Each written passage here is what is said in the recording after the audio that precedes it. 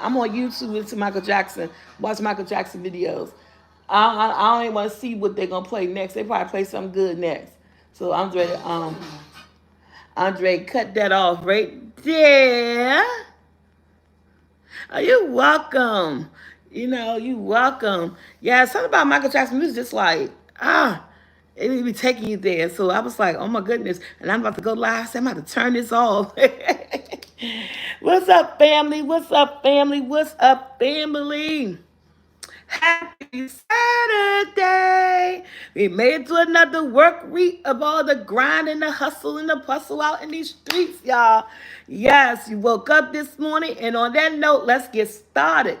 I'd like to thank God for waking us up this morning, for spending another day with our family and friends, because that alarm clock didn't wake you up. He did. Can I get an amen? Amen. Yeah, so if you didn't do it the other day, honey, you're going to do it today on the couch. You're going to thank that man. Because you ain't wake up by yourself, okay? You woke, he got plans for you, live your life, because you only get one. So y'all, we gonna be upbeat, spirited. This is gonna be a good on the couch. Nothing that's gonna bring us down. Cause we talking everything. Two of my favorite TV shows here. Okay, so like I've been telling everybody all week long that if you haven't seen the spinoff of the TWD, which is the Walking Dead, I thought so, I did it right. If you haven't seen the spinoff of the TWD, they had like so many spinoffs, but these spinoffs, this is spinoff right here. This is the most important spinoff of the whole TWD franchise. That's just personally to me, my personal opinion, because I was sad when TWD ended. And if y'all don't know what TWD is The Walking Dead. Now, a lot of people probably don't look at The Walking Dead, don't know what Walking Dead is, but that is an AMC, American Movie Classic channel that comes on cable networks, so you can buy the app and all this other stuff. And it ran about like me 14 years, 14 seasons. I believe 14 seasons. Don't get me wrong. I should have did math before I got on here. But I believe 14 seasons. And within those seasons, they had so many different spinoffs. They had Fear the Walking Dead, who just ended and wrapped up its 8th and final season. Which was so amazing. And a long time they had all these different spinoffs. But to me, the two most important spinoffs to me was a spinoff with Daryl, who was one of my favorite characters from TWD, and then my most important. Oh, he said I can't do scary. It is listed also like a scare, like horror. Yeah, The Walking Dead, zombies and stuff. Yeah, if you don't do scary, but it's not one of those movie. Okay, you start watching when Maggie came back, Darlene. It's not one of those like one of those real graphic horror stories like you see in the movie theaters with a lot of gore and blood. And it's more settling because it is on TV, so it's not that far off. It has a more subtle tone to it. But if you don't do horror, you just don't do horror, because you may not be able to get in with the subtle tones of it, and it not being too elaborate, not too over the top. It do have its moments and certain times and certain episodes. So if you don't do horror, you probably most definitely wouldn't be interested in it. But I had told everybody all week this is what we was gonna talk about. That we was gonna talk about, The Walking Dead, because that's one of my favorite TV shows, and then one of my favorite Netflix shows is Love Is Blind. And if it wasn't for my girl West Coast Cali, I was giving up on Love Is Blind, because the last season I seen was season 4, and season 5 didn't hit me right, so I didn't even make it out the pods in season 5. But as soon as West Coast Cali said y'all gotta look at season 6, I went in. I was hooked from the first episode, and I invested my time in all 12 episodes. Now I'm waiting on the reunion next Wednesday, but we gonna get started. I don't know which one y'all want to talk about first. If you don't know what Love Is Blind is a Netflix series. It's a show about people almost like love and marriage, when you marry people and you don't know them and stuff, but you get to see them. Well, with Love and Blind, they don't get to see each other. They base their marriage or base their proposal off personality, sight unseen. Personalities, learning about each other, having little mini speed dates to hook up with people, and you're learning and your ex wants to propose you based off their personalities. And that's something that we don't do anymore. People rush into relationships before they know people. So, Jackson, it's completed. Okay, so that's my groceries delivery. I said I'm gonna be live, so I had to leave my notifications on. I said, so I'll be live. Our groceries coming, and he said he gonna get them. I said I'm gonna have to yell your name. So that's what Love Is Blind is about. It's like falling in love, sight unseen on these little mini speed dates. And if you connect to somebody, you don't have to go on no more speed dates. You can stay with that person for the whole time you're there, going back and forth in these pods, and what it has something between y'all totally can't see each other, but you're learning each other. You know, back in the day, back in the early 90s and 80s, when people talked on the phone for hours and days on end and late nights to get to learn that person that you just met. So this is sort of, but it's sight unseen. But you know, back in the day, you knew that person because they gave you a phone number. You actually seen them in person. But they do something that we used to do back in the day, is that boo on the phone. You be boo up on the phone. Get to know about their family, their history, you know, their likes and their dislikes, and you know, where they came from, what you're looking for.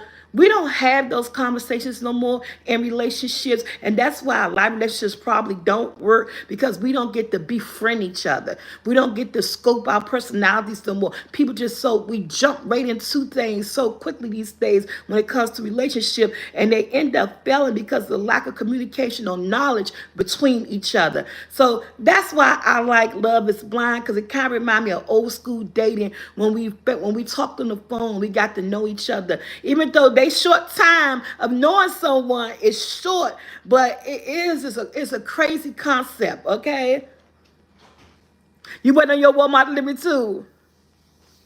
I never know where they're gonna be again. And I just talked about Walmart, but I just said that I did say I'm gonna get my groceries for the weekend.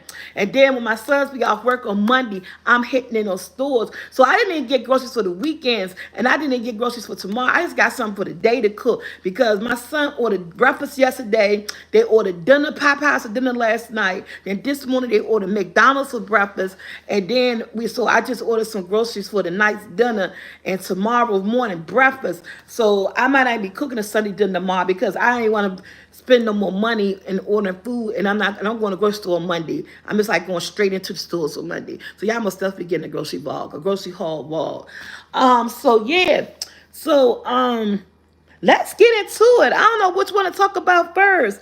The one that I'm excited about both of them, but the one that I'm most excited about right now, I'm just going to jump into season 6, Love Is Blind. And I'm gonna start off. I kind of like Happy Saturday, yes, so squad. I kind of already explained what Love Is Blind is about, and yeah, I got you on the 75 inch. Love and Life United. Thank you, girl. I need me a 75 inch in my bedroom. I'm gonna get me one. So Love and Blind. I already explained what it was. It's a Netflix show. When you learn about people, you get to know people through their personalities. And through those personalities, through those many speed dates, you decide if this is your forever person.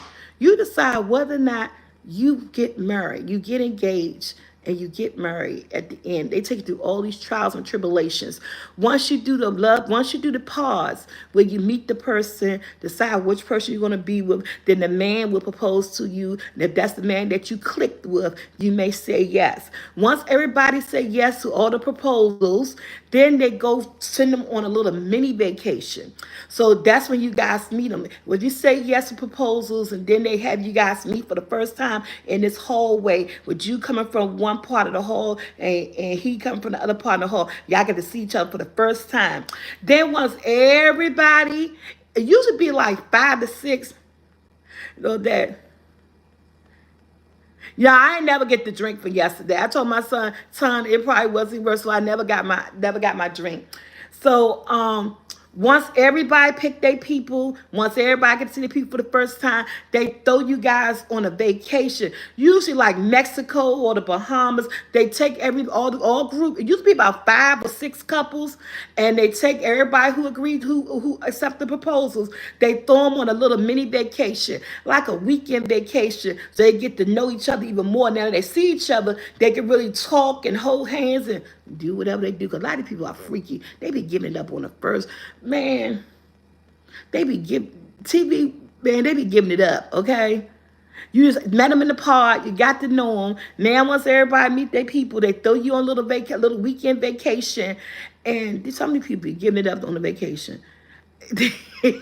They still, some of them still jumping a little too fast because I feel like a little mini weekend vacation that they throw you guys on is so you guys really get to know each other even more now in person. A lot of them don't give it up, but a lot of them do give it up on their weekend vacation, okay? And then once you do a little weekend vacation, they throw you guys in your cities. So wherever you guys live at, they throw you in your cities, and y'all live together. I think it's maybe a month. Because the wedding then is like 4 weeks later or 3 weeks later. So you guys get to live together like for a month. Choose whether or not you're going to live with him or you're going to live with her. And then you get to interact within the home, how you guys will be in a living environment, a living situation. And a lot of people don't make it.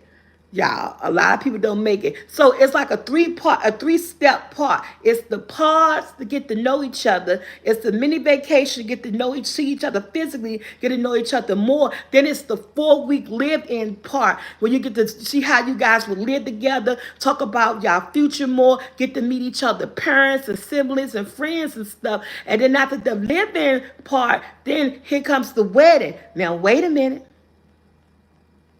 The wedding part is still optional. After the living part, here comes the wedding. You go down the aisle. You done met his parents' friends. She done met your parents and friends. Netflix and through your nice, cute little wedding ceremony. Okay? You walk down the aisle. And this is the part. Whether or not you guys are going to be committed to each other, sight unseen, how you guys met, whether or not you're going to say yes or no. This is the part that I be living for because people be having you thinking they're going to go one way. Oh, yeah, they're going to go down the aisle, they're going to get married. The next thing they drop a bomb on you and say no. Yes, so I want to set up the scene. I want you guys to set up how the show works. So this is how the show works. It's all 4 parts of the show. All the way up until you walk down that aisle. It's still a possibility that that person could say no. Or both of them could say no. Or both of them could say yes. And boom, we're married. Okay? And one person say no and the other person said yes. And you just broke that person's heart. Yeah, it's a lot of that. I don't know why I'm stuck on this word young. Why I keep saying young for? That is so 1990s slang. I don't know what's up with me with that lately. Maybe I've been feeling, ageless or timeless or something lately. So let's talk about our people. So if you've been watching, I'm gonna name the couples. Everybody who hooked up. I didn't write their names down, but this show had me so invested. Season 6. If I skip a couple, you guys let me know. So we got a couple named Jeremy and Laura. Jeremy and Laura, that's one couple. We got a couple named Jonathan and Amy. Okay, Jeremy and Laura, that's one couple. We got a couple named Jonathan and Amy. That's another couple. We got a couple named Kenneth and Brittany. That's another couple. We got a couple named Jimmy and Chelsea. That's another couple. And we got a couple named Clay and AD. Anybody watch that hit all 5 couples? Clay and AD. Jimmy and Chelsea. Kenneth and Brittany.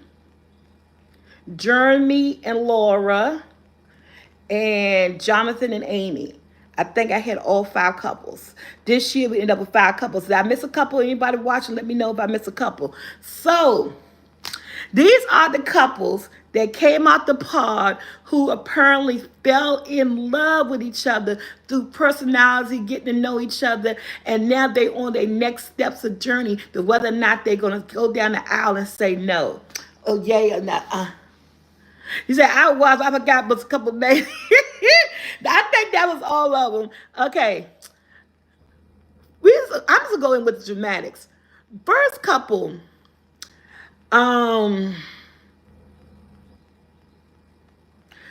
Jeremy and Jonathan and Amy. They really didn't show them too much. Jonathan and Amy, if you don't know who Jonathan and Amy they're the Caucasian couple. Jonathan looked like a Beach Boy bum with the wavy curly hair, kind of long to the neck. He's a blonde. He remind you of one of those Beach Boys person, a surfer type guy. The way he looked with his hair, his aesthetics and stuff. I love the way he looked. And then you got Amy, who has pretty long black dark hair. She's very pretty. Jonathan and Amy, what I'm gonna say for the foremost, they part connection was good. There was no excitement there to me.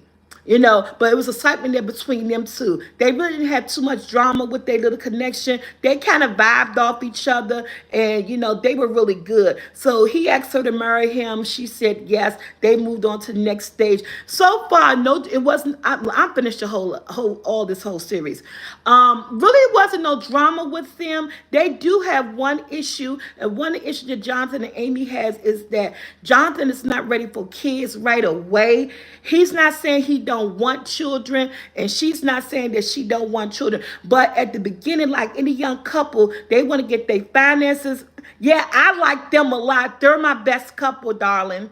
And darling Nikki, they're my best couple. Jonathan and Amy is my favorite couple on this year's show. The only issue that they have, and I think was very solvable if they just sit down and talk, is that the children aspect. Jonathan want them to spend time with each other. He want them to travel, go on vacation. He want their finances to be in the right part. So his whole thing is that Amy isn't on birth control, and I guess maybe he don't want to use protection when they're intimate with each other. And his concern is that about her getting pregnant. And one of the reasons why Amy is not on birth control, as a woman, a lot of women can't do birth control, different types of birth control, because they affect their bodies different. So Amy is one of those women with that when she used birth control, she got to get some type of blood infusion or infusions. Birth controls don't agree with her body, but it's something that she can't do. It is something that she chooses not to do. So that's the reason why she's on birth control. So she was telling Jonathan, maybe you should get a vasectomy. So Jonathan was even contemplating a vasectomy, but the only thing about that is that a reversal to that doesn't always work. It works sometimes, but if you get it revised, it doesn't always work. That was their little dilemma, and I kind of figured that may make them break up, because Amy really don't want to put her body through the stages of her hormones and stuff, through those stages of using birth controls. What men really don't understand, birth controls really harms a woman hormone levels and take them through things, and they're allergic to them. So a lot of people can't use them. Some of them make them bloated and gain weight. Birth control does a lot of bad reactions to some women's body, and Amy was one of those women. But what I can say about Jonathan and Amy is that even when they were going through this issue, it didn't blow up. You know how people had issues and this blow up all crazy? The issue never really blew up. They always took their time to talk about it and everything, and whether or not what they wanted to do and stuff. But they end up was gonna go with Amy's solution. But see what she could do, talk to her doctor and about getting the shots. They're gonna do Amy's way. And that was it with them. That was it with them. They really good. Best couple of this year. And let me do final reveal. The only couple that gets married. Their family is awesome. Her family is awesome, because I think she's like Italian or something. Her family is awesome. Jonathan's family is awesome. They cleared up their problem about the baby, what they're going to do. The only couple that get married. The only couple that get married. They were my favorite couple. All right, so we done with Jonathan and Amy. They didn't have too much drama. They had a situation. And yes, they was the best, wasn't they? Johnny and Amy was the best. Susan Q, my favorite couple. So we done with them. They had an issue. As grown people, they talked about it. They made decisions together. They worked through it. And honey, their love was loving. Okay, they walked down the aisle. They got family. Her family was awesome. His family was awesome. You could see they were so real, so genuine. Both sides of the family, they were awesome. Only couple that got married that I'm glad they got married. They was meant for each other, and I wish nothing but blessings on their marriage, because they are really good together. Okay, my cringe girl. Next couple. Chelsea and Jimmy. Oh, okay. Let's go. Yes, Susan, they're a beautiful family. Next couple we're gonna talk about Chelsea and Jimmy. I'm a woosah. Okay, my boy Jimmy had a triangle situation. He had two women that he was feeling. He was feeling this young girl named Jessica, who's 28. And Jimmy was also feeling this girl named Chelsea. I believe she's 27 and Jimmy's 27. He was torn between Jessica and Chelsea. And the one reason why he really was feeling the girl Jessica over Chelsea. They really vibed. But she shocked him when she told him she had a 10-year-old child. And remember, he's 27. He's young, still living his life, may not be ready for kids. That kind of threw him a little bit. And then Jessica had a whole story.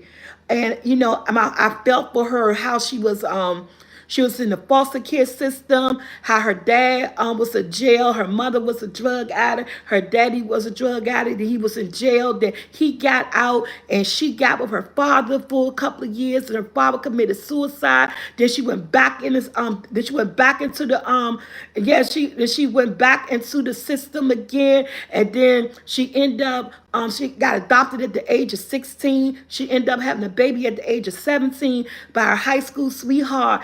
And then, then they broke up. They're not together, but he plays a part of his child's life. She said he's a good father, so he plays a part of the child's life.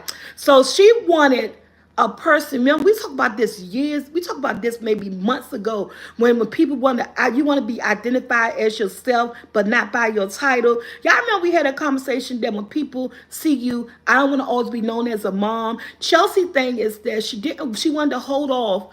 Jessica thing is that she wanted to hold off telling him about her daughter, not because she was ashamed of her daughter. She loved her daughter. Her daughter was everything to her. But she wanted him to get to know her as a person, not as a mom. A mom is just a title of what you do and who you are to someone. But that don't make me a complete person. That's not who I am.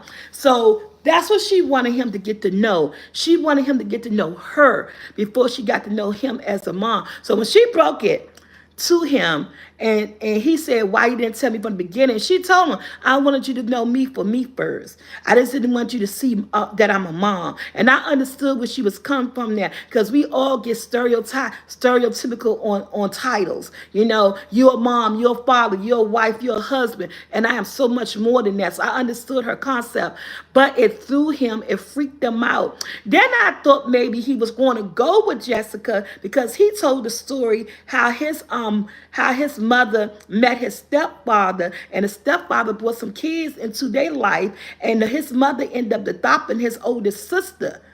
And so I thought with her story, but Susie Q, I know because he got scared. But I thought with her, when he told the story about how his mother adopted his stepsister, and and he loved her, and she integrated into the family, I thought maybe that kind of opened him up to the idea of maybe being a part of this blended family that Jessica already had going on. But it really scared him. And yet at the end of the day, I couldn't blame him for that, because you have to know what you want in life. And if you wasn't ready for that, it wasn't in his best interest to jump into something that wouldn't work out, that he's not ready for.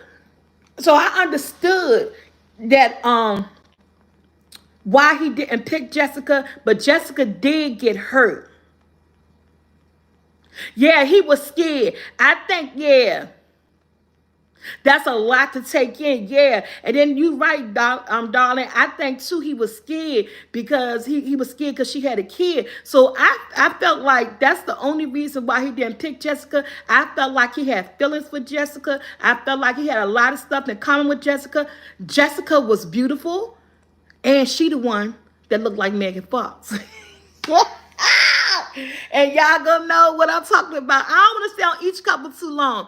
Okay, so this is the triangle with Chelsea and Chelsea and Jimmy. So He definitely was scared. So him being scared made him not pick Jessica. He ended up picking the girl named he ended up picking his second pick, who he also had a vibe with, a connection with. He ended up picking the girl Chelsea. And at one point, you know they're not supposed to tell each other what they look like. This is sight unseen, falling in love, getting to know each other with their personalities. So he did kind of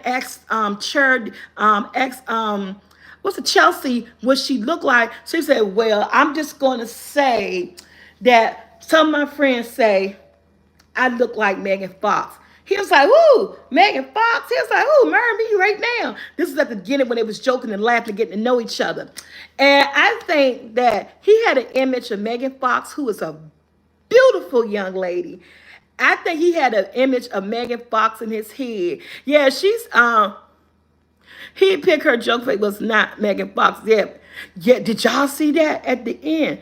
I'm gonna talk about that hug too. So he went on. No, she do not look nothing like her.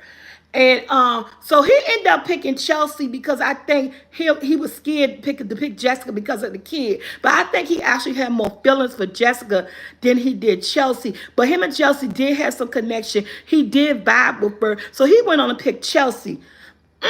The biggest mistake of his life. I'm gonna tell you this why. But one, she jokingly said she liked Megan Fox, but she truly believed that because when he met her friends, she went and told her friends, "What do people say who I look like?" And somebody say, Carrie Underwood, and she said, "No, the other person people tell me I look like." And her friends say, "Oh, they say you look like Megan Fox." She said, "See, I told you. People always tell me that." I said, "Girl, people need to stop lying to you with your SpongeBob self."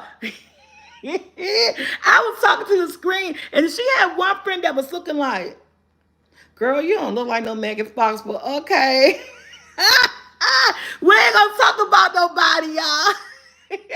But he tried with her.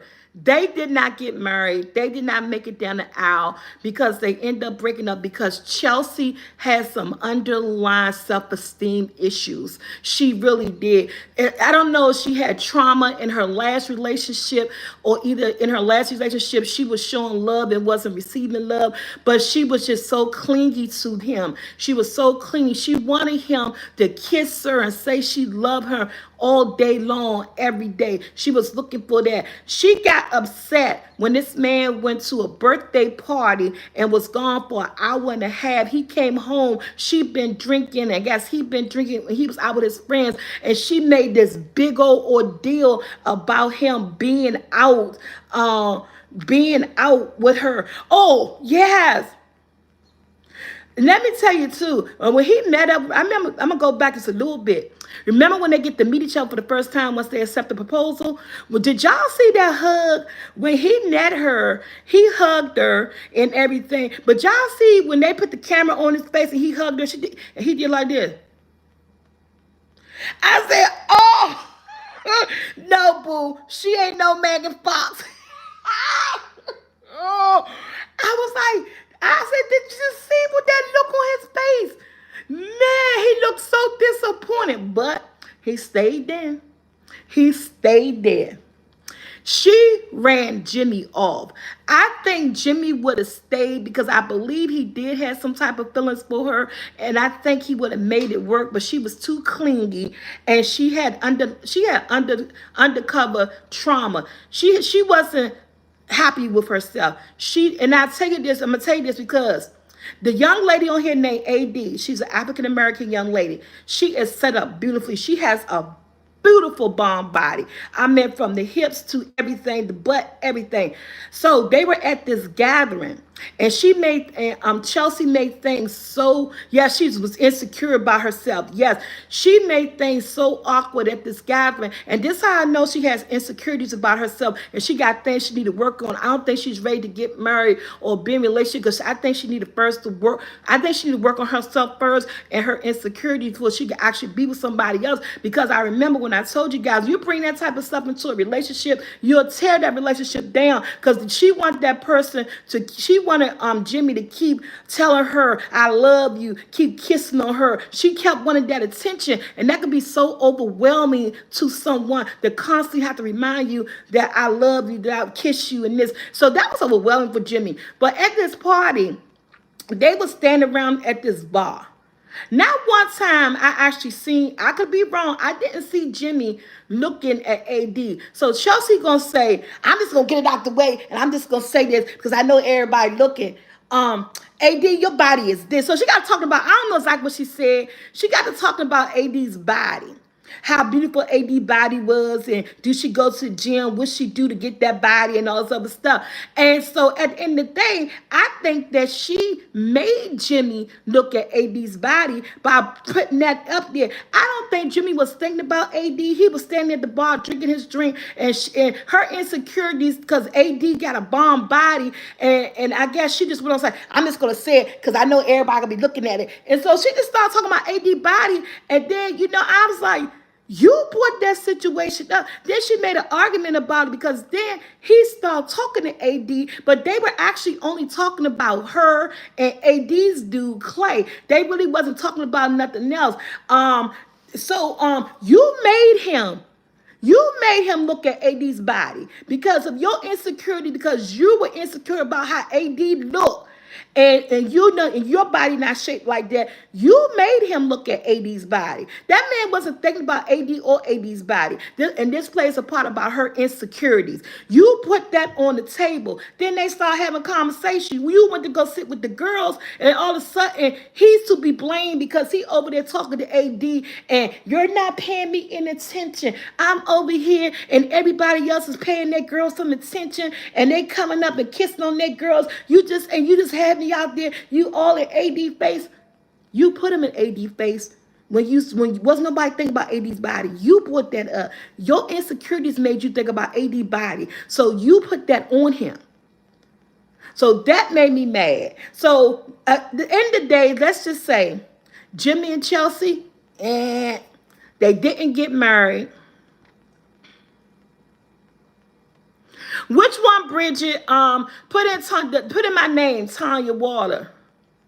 Put my name in, Tanya Waller, and all my books should come up. All 4 of them should come up because you got Cooking with Soulful Tea. You got that's 2 Cooking with Soulful Tea. You got 1 JJ's Adventure, and you got From Triumph to Triumph. But you should put Tragedy to Triumph, and you should put my name in, and all of them may come up. So let's just say with her insecurities and her not trusting him and the constant attention that she needed, she felt like she needed, but they done. They didn't make it. They didn't even make it, he just got done. He got tired. That's too much work. You exhausted that man with her insecurities. She need to go find herself. And the thing is, you're not a bad looking girl. You're not. You're not a bad looking girl. You're just not Megan Fox or Carrie Underwood. You need to learn to be you, just yourself, and find out exactly what it is that you want, and you need to have confidence in yourself. Once she build up her confidence and have self-love for herself, she'll make somebody an awesome spouse or be in an awesome relationship. But right now, she's too clingy. She wants too much. She want the person to be so attentive to her when it's unnecessary. She drained him. She drained him. So, they didn't make it. Boom, they gone. All right, let's move on. Let's talk Kenneth and Brittany. Jimmy and Chelsea didn't get married. They didn't make it out the living together stages. They broke up. They done. Okay. Let me woosah a little minute with Kenneth and Brittany. First of all, yes, Kenneth and Brittany was our interracial couple. I thought they had a chance. Kenneth and Brittany was our interracial couple. Brittany was beautiful. She was lively. She's very smart. She was there for the show. She confident about herself. She knew what she want. She had this beautiful southern accent with her. She was everything. I love me some Britney. I love me some Britney. Kenneth did admit that he never been in an interracial relationship before. He did admit that family members and stuff probably was going to have some say so's about him being in this particular relationship. But Brittany didn't care. You know, she was out there. She was ready. She said, at the end of the day, all of this fades away. She said, as you get older, all of this fades away. The only thing that matters is what's in your heart. I said, you go, boo. I know that's right. But let me just, Kendra struggled with her color. He was not affectionate towards her. He was not. I don't care about the intimacy because I don't think any of them should have been intimate with each other that soon. But he wasn't affectionate towards her. He didn't. He was very standoffish. Yeah, Travis and them didn't work either. He was very stand. Hey, Gifted, how you doing? He was very standoffish. It was like it really was no connection there. Even though she had all the everything that he wanted in a woman, she just wasn't his skin tone. And I watched this because it was filmed in my city, and that's what broke them up. Her color broke him up. And he was always on his phone. He was just, and there's nothing wrong with that. But what I was mad about is that through y'all conversations in this pod, you knew that she was a southern white girl. You knew that. And it's like she knew, yeah. It's a he is attracted to women. Wait a minute.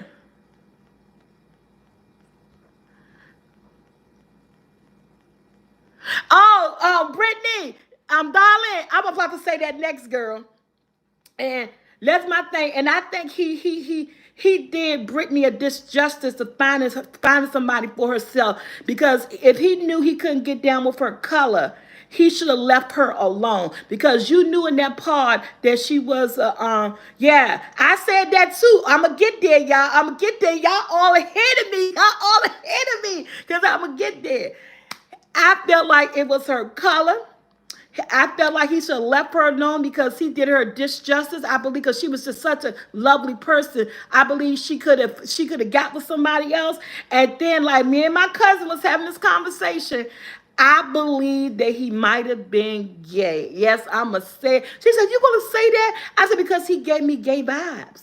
I said everything about him gave me gay. I said I don't know if he either. I said he may know that he's gay and he's still living in a society where that he don't want to come out and he's fighting his sexuality because maybe he don't want to be that. He feel ashamed of being it. I was like, but maybe this 2024. I said maybe he got people around him who probably that he know that probably won't accept him. But I got that vibe from Kenneth, and that's why I felt like yes, I'm talking about the principal. Yes. That's why those are the two reasons why I think that he really pushed Brittany away. He really pushed Brittany away. He did Brittany so wrong. He did pretty. I felt like Brittany got the short end of the stick on Love Is Blind out of everybody because Brittany was really feeling him. Brittany was down. Brittany was ready to have babies and everything. You know, she was down. She was down. And if we all wrong about him not being, hate judging the book by its cover, but sometimes you just could see things in certain people and you just know. But again, we could be wrong, but that's the vibe that he was giving. And I think, and like I said, I think she got the short end of the stick in this season of Love Is Blind because I love everything about Brittany and I wanted her to find her person. I hope that she come on again.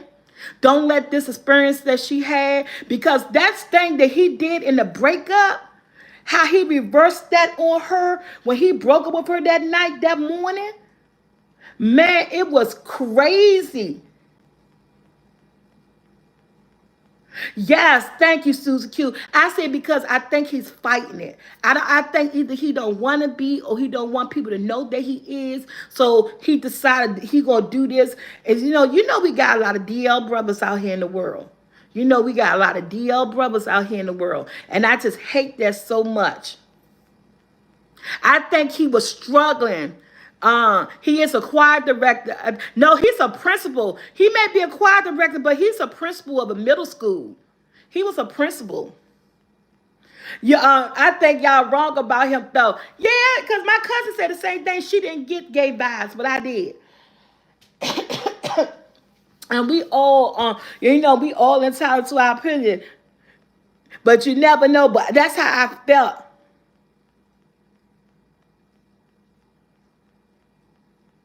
Yeah, and he's young because I think he was only 25, right? He was 2025. Oh, he was a principal, the choir director or worship leader. He said, "Oh, I thought he was a principal of a school."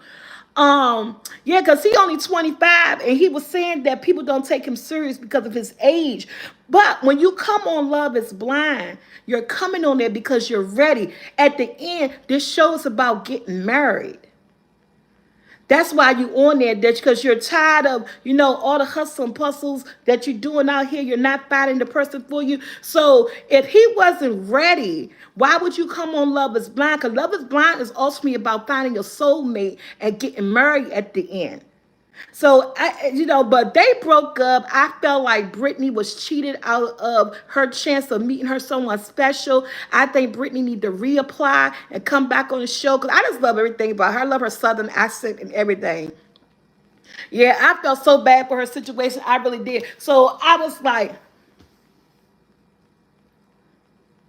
I know sometimes you say I'm good picking up on gay vibes, but you never know. Yeah, you never know. That's how I felt. And like I said, we could be wrong, but I was just getting that. And I said, if it wasn't that, he wasn't comfortable with her identity of her skin color, because that really concerned him.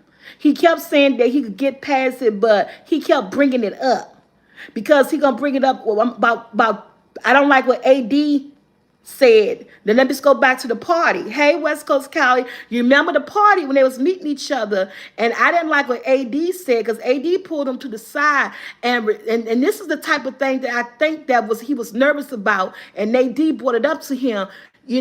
She gonna tell him, well, I like Brittany and everything, but if you marry her, y'all had kids, she's gonna be raising black kids. I said, no, bitch, she gonna be raising her kids. That's who she gonna be raising. AD made me so bad. Everything is not always about race. We got black women out here raising black kids who's abusing them, neglecting them, letting their boyfriends do shit to them, and don't care about them, and they're raising black kids. Okay?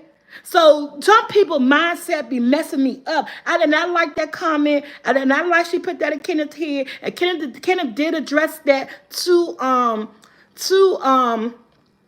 to Brittany, and Brittany did, made a good statement. She came back very positive with her statement and everything. But AD made me mad because I think that was one of his fears that, why and stuff. Yes, and I say there's a lot of black mothers out here who got black kids who ain't doing right by their black kids. And at the end of the day, they're not gonna be black kids, they're gonna be her kids. Those gonna be her kids. There's a lot playing with hearts on this show. But so Kenneth mentioned that to her, and her thing is that she wanted to know, was AD coming from a concerned place or a malicious place? Was she trying to hurt her or whatever? So Kenneth told Brittany no, because she said, I really like AD. And he told Brittany what AD said, and he said, no, I don't think she was coming from a bad place. I think she was coming from a helpful place. And so Brittany gave her reason on, so it was, I just saw Brittany got short. As I so see, we had mothers who sons beat her. Yes, real bad. Yeah. So I was like, AD made me feel some type of way when she brought that up, but we gonna get to her. They the last people I'm talking about. Okay, so Kenneth, Kenneth and Brittany just didn't have a chance.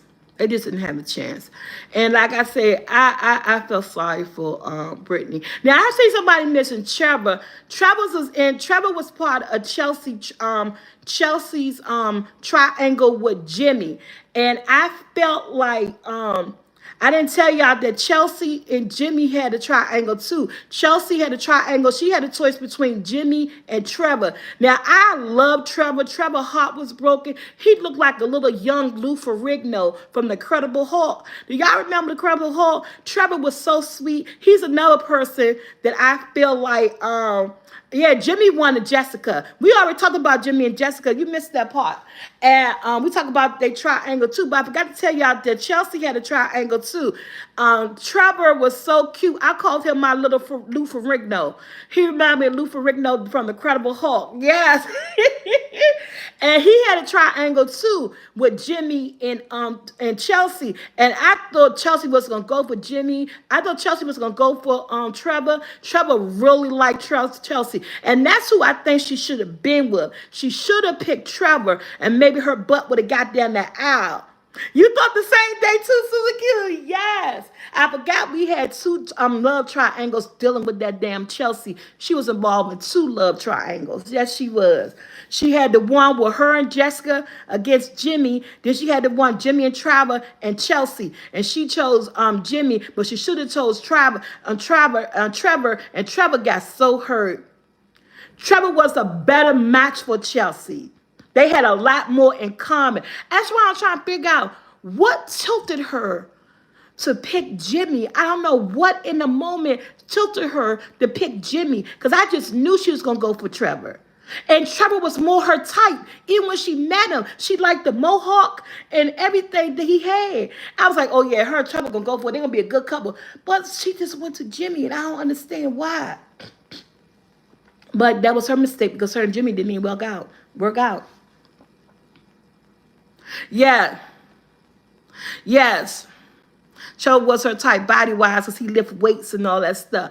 But I think that's why I think Trevor need to come back. Trevor need to come back on here again.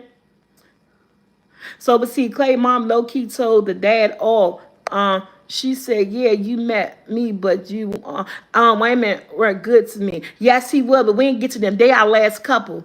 We ain't talking about them yet, because they're going to be my last couple. AD and Clay is my last couple. We're on Kenneth and Brittany now.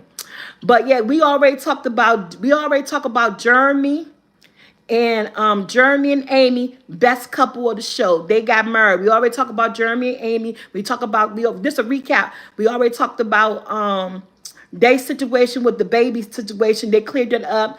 We already talked about Chelsea and Jimmy.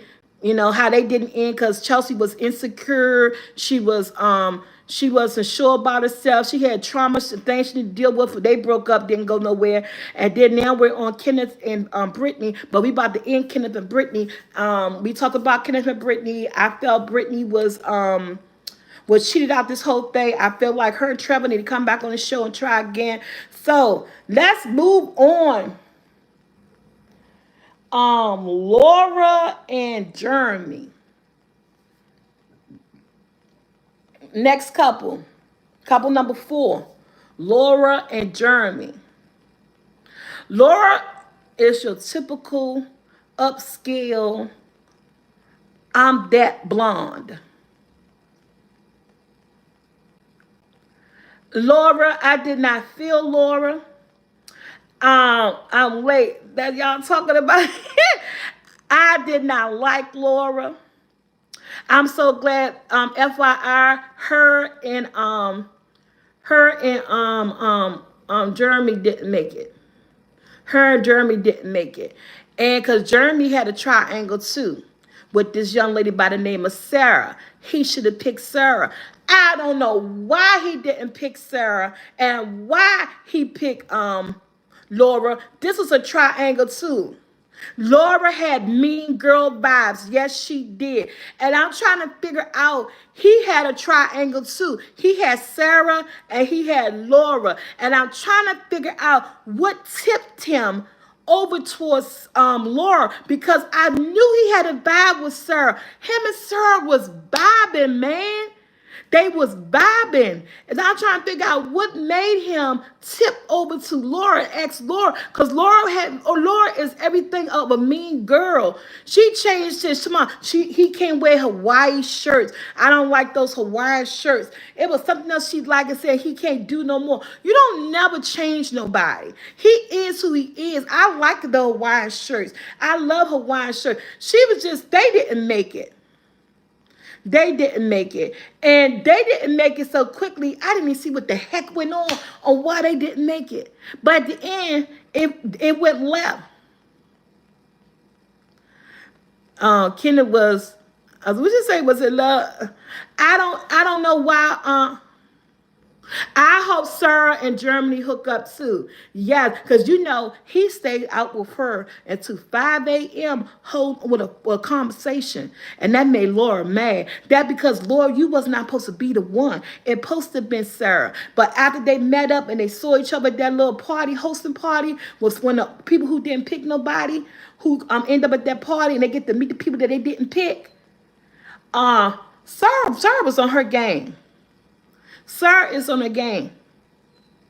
That's why they did it, and that's why I didn't make it. Laura was just too much. Laura was a mean girl, blonde-haired mean girl, a typical, I'm that bitch girl. Think she was all that because she blonde and tall and beautiful. I didn't like Laura. Laura just didn't. She just didn't sit right. I didn't like her personality for Jeremy. I wish he'd have picked Sarah. I hope him and Sarah hooked up, but they're another couple they didn't make because again, Laura was trying to change Jeremy. And I think he felt that. And he didn't need to be changed. People put a lot of time and effort. Yeah, she was cussing him out. And people put a lot of time and effort to discover who they are as a person. When that means with their styles. And she was negative to the gay. Yes, about that means with their styles, on what type of person they want to be, who they are. They get comfortable in their skin. They don't need nobody coming along trying to change them to fit right in their eyes. If I don't fit right in your eyes, that means me and you are not with each other. We're not for each other. Him and Laura was just the opposite of each other. And I hope Jeremy and Sarah get together. So Laura and Jeremy, bum, because she was a mean girl. She was trying to change him. She was always having to argue with him, cuss them out. So they done. And I didn't like how Sarah, yes, AD confronted Sarah about that text message. Because in the day, this is still a game. Sarah was just trying to get her, she was trying to, hey, Sarah knew that Laura was not for Jeremy. She knew that. And she was just letting him know, hey, if you feel like this is not the person for you, and I'm still here. I still want to be with you. So if you change your mind, the door is open. Remember, this is a game that you're still playing. This is a game of the heart that y'all guys are still playing. Y'all still in the transition of trying to get to know each other. And Laura just throwing me all with all these bad, mean girl vibes, cursing, arguing, trying to change him. So, yeah, of course, that made him look at Sarah in a different light when he already had some feelings for Sarah anyway. And Sarah just like she was shooting her shot. Remember, when you're in love with somebody and you feel truly strongly about them, she's shooting her shot. She wasn't going to let him go. And AD had no business approaching her like that. So AD approached two situations she was wrong about. This situation with Sarah, AD was wrong about that situation. She had no business approaching her about that. And then the situation with Kenneth, she had no business saying the stuff that she said. She had two things that she was wrong about and was making me not to like her personality because I was down with AD and to certain parts that she was just making me cringe on. And those parts were because I felt like sometimes in her head, I felt like because she thought she had a beautiful body that she was a little bit superior to everybody else. I felt that about her sometimes, but I was trying to bring that back. I was trying to bring it back, but I felt that about her sometimes. Yeah, she was letting that BBL get to her head. Okay, so at the end of the day, Laura and Jeremy didn't make out because Laura was a mean girl. She was trying to change Jeremy. He just wasn't going for it. He wasn't having it. I hope him and Sarah, his triangle that he had, the girl that he didn't, yeah, she lost a lot of points with me. Me too, Susan Q. She lost a lot of points with me after a lot of certain things she did. So at the end of the day, Laura and Jeremy, Because it should have been Jeremy and Sarah. Okay, that was couple number 4. Y'all ready? Cause this we almost been a whole hour on Love Is Blind, but we ain't done. I don't care. We ain't done. I got nowhere to go. Okay, last and final couple, AD and Clay. Let's talk about it.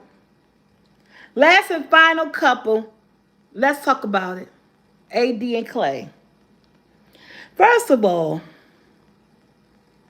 AD had a triangle. She had this young man called Matt, who was Caucasian, and then she had Clay, who was Clay. He was very problematic, as what you said, Taylor. AD, first of all, let's just talk about Matt. Matt left the show abruptly when he found out about AD and Clay.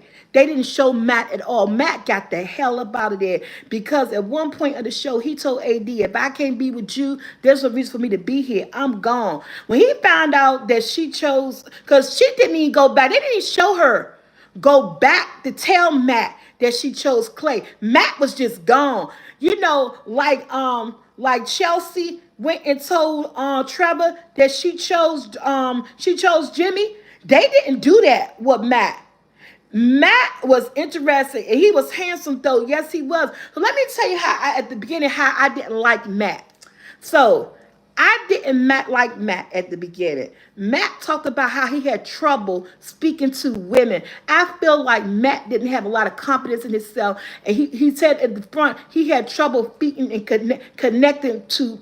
No, Matt was not playing no games. No, he wasn't. He had trouble connecting with women. So the first 2 girls that Matt hooked up with, he asked him a question. He stated this is the first girl question was long. The second girl he asked the questions to, her one question that he asked her was so long, so drawn out. This Bama got up and walked out, and this girl was still talking. I hollered at the screen. I said, no, he didn't walk out while the girl's still answering the question. I didn't know the girl knew that Matt was gone. I yelled at the screen. I was like, oh, I don't like him because how he treated the 2 first girls. It was like, oh, who he think he is type situation. But when he went into that 3rd room, it was AD. You know when you vibing and you feeling somebody, you know that. You know that. So when Matt went into that 3rd room and him and AD got to talking, he had an automatic connection with AD. A vibe went off that he didn't get with those 2 girls, and you got to see who he was then. You got to see who he was then. And him and AD just had such good conversations. You know, they were like on the same level. I mean, they were feeling each other. He literally, I'm going to tell you guys, Matt fell in love with AD. But y'all know this is a game of strategy. This is a, go on little mini speed dates. Matt went on those mini speed dates with another girl. But guess what? They never showed his mini speed date with this other girl, who this other girl ended up leaving because she thought Matt was playing games. But Matt wasn't playing games, which I'm going to tell you what happened. And I'm going to tell you this is what happened for me from what I saw. So AD also had a choice between this dude named Clay. Clay came off as a narcissist. He came off, only thing he was interested in is in women's body. He came off, he told the truth about himself. He came off that, he's not a nice person and all this other stuff. So he was saying things to AD that AD liked or he didn't like. Yes. And Matt didn't show up at the lake house either because Matt really fell in love with AD. Matt was hurt. Matt fell in love with AD. Matt even told AD, I was going to call my mama. Matt was like, if you say you want to be with me, we can leave right now. If AD would told Matt, yeah, I'm going to marry you, let's go. Matt was like, we can leave. We can walk out this show right now. Matt was real. Okay, he was real with it. So what I didn't like about AD, like AD ended up choosing Clay, but she did get mad at Clay when they was in the pause because this is supposed to be a sight unseen experiment. So so Clay was like, well, I'm not going any further until I know what you look like because I'm not getting down on my hands and knees to propose to nobody. I don't know what they look like. And AD had to tell him, but that's not what this is. This is not supposed to be what you look like experiment. This is a experiment on finding love with the hearts and personalities and getting to know somebody. And so I was like, there you go, AD, tell him about it. So I thought he lost points with AD at this point. I said, oh, he done lost points with AD because she mad because the only thing he thinking about is what her body looked like, what she looked like before he opened up his heart to her and all this other stuff. And so I thought AD was like, okay, girl, think with her head. So she went back to Matt. And her and Matt having all these beautiful conversations. They blending, they vibing, and everything. I know. That's what I wanted too, Susie Q. I wanted that too. I hope maybe he'd be part of the union, but I think Matt really was in love with AD. I think he got messed up. Yeah, Clay was hurt. Well, I'm gonna tell you another thing too. That should have thrown AD off about Clay. When AD told Clay that when AD told Clay that Matt was the other the other person that she was interested in, and the way that Clay went off with that cussing and saying, oh no, you ain't gonna like him. Oh man, and how he got so aggressive. His attitude alone told me that if things don't go his way, oh, he got a funky attitude. AD should have took that in too. She ain't walk away with that either. Another thing that made me mad about AD is that it was another girl in the pod who AD was talking to, and they was talking about Clay. And one of the things that she described about Clay was that Clay was the typical man that she messed with outside the pod. You know, narcissists only care about your body, don't treat women well, and haven't learned to commit and stuff. This was she told the girl that Clay was the typical person that she dealt with outside out this part.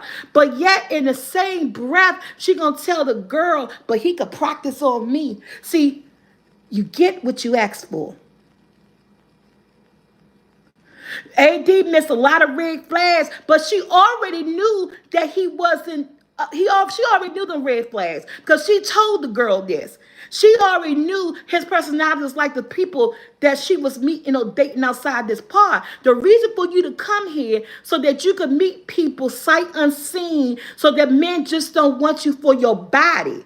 They want you for what's going on in your brain, in your heart. So when you said that dumb sugar honey iced tea about, well, he could practice on me, you get what you preach.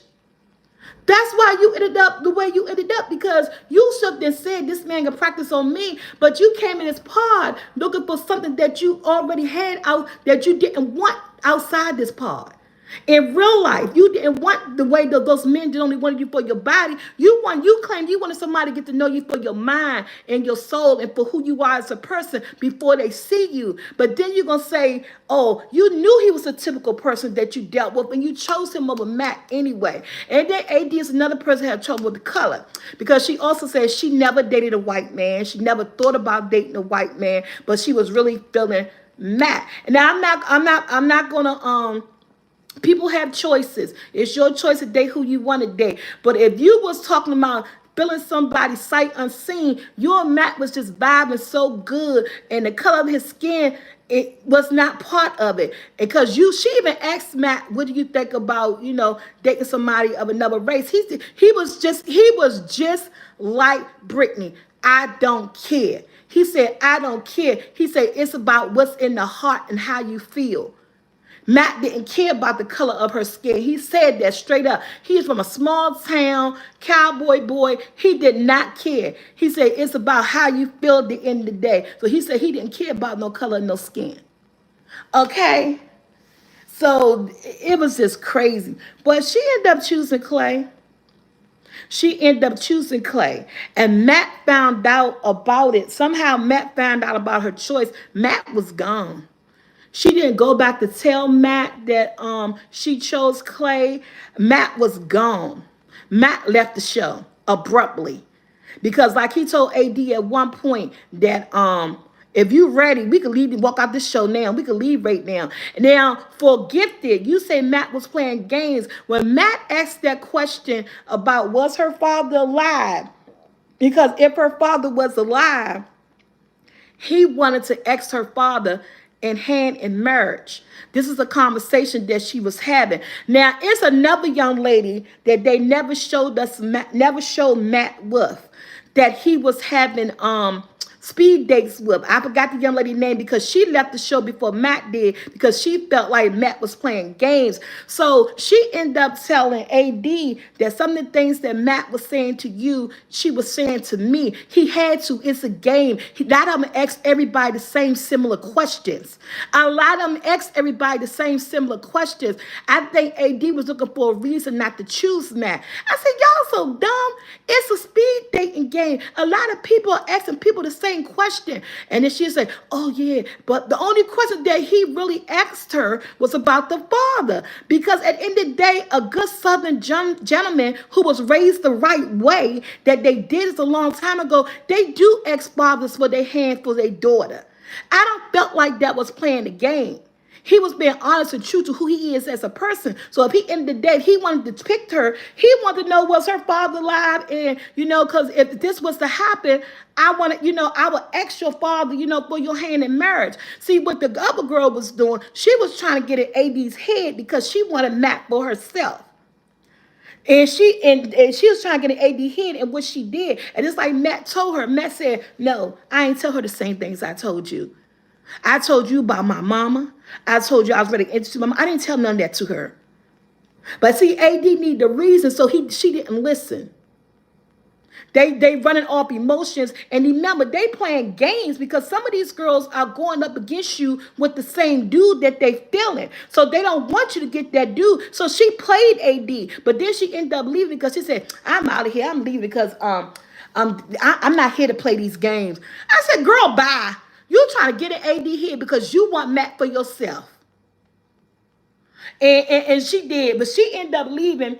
But AD still didn't pick Matt. Matt should have been a person for her. She should have picked Matt. I think her and Matt had more things in common. And I but really truly believe Matt really fell in love with AD. Because he already said he had a hard time opening up to females. He's very awkward around women. He's not very approachable with women. He talked about his insecurities of himself when it comes to meeting women.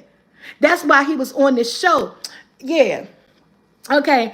Let's just go. Because y'all know I'm in my feelings about Matt. Because Matt was my Clark Kent. Okay. Matt was my Clark Kent. My cousin said Matt looked like Clark Kent, and then I heard at the cocktail party somebody said Matt didn't stay calm. They like, yeah, they were saying, yeah, Matt looked like Clark Kent. Matt looked like Clark Kent, and I got to screaming at the television. I said, me and my cousin said the same thing. So I'm not the only one who thought Matt looked like Clark Kent. And so I'm hoping he show up for the reunion, but I think he really done with this experiment because I think he really fell in love with AD, and I think he got really hurt. So let's talk about AD and Clay. Okay, she picked Clay. Yes, he was, Nikki. She picked Clay. They meet each other, and Clay wasn't happy. Y'all. I don't like talking about other women, but we talking about a show and we being real. So don't y'all be coming for me. She wasn't it in the face. I'm going to say what some of y'all already was saying. And this is one of the reasons why her and Clay didn't click. She had all the bells and whistles when it came to the body. And I feel like she relies on her body to get men. First of all, I didn't like the hair weave. She has a flat head, and she kept having that weave down to the side. And her size, she should have done better with her hair weave. And then I'm not gonna say she was not an unattractive young lady. I never call nobody ugly or unattractive. But some people be looking for certain features in people in the face. And she wasn't hitting all the bells and whistles with the face. But he went directly to her body, spinning her around, and she doing all like this and all like this. She know her body gets men. She's one of those women that she stay in the gym. She has certain insecurities about herself. So she uses her bodies to get men. And she says she always wonder why always me. When he left her at the altar, she said, why did this always happen? I said, baby, this happened to you because you're only confident in your body. You're not confident in your whole self. And yes, and she took those lashes off. It was a done. It was done. When she took off those lashes, AD picked them lashes back on. Yes, he did not like her face, and you saw that. And he did not. And like I said, I even said she's not a bad looking girl. Like I told my cousin, I said she's not a bad looking girl. I said I think it's the hairdo.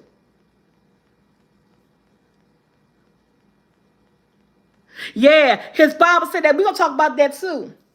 Um, I think it was her hairdo. Because, as women, our hairdo is a signature of us. And even with me, like I told my cousin, I said, I ain't no pretty bitch. I said, but I know when I get my hair done a certain type of way, it does bring out your looks a certain type of way. And I say, I don't think that hairdo was becoming of her because of the structure of her flat head right here. And I said, it's just like, but at all in all, she wasn't a bad looking girl. And yes, she did have an amazing body. I wish I was shaped like that, okay? But I'm not. But she is, and she relied on that too much at the end of the day. And all that Clay wanted to do was hit it, and she gave it to him. Yes, looks could be from the neck down. Her looks was from the neck down.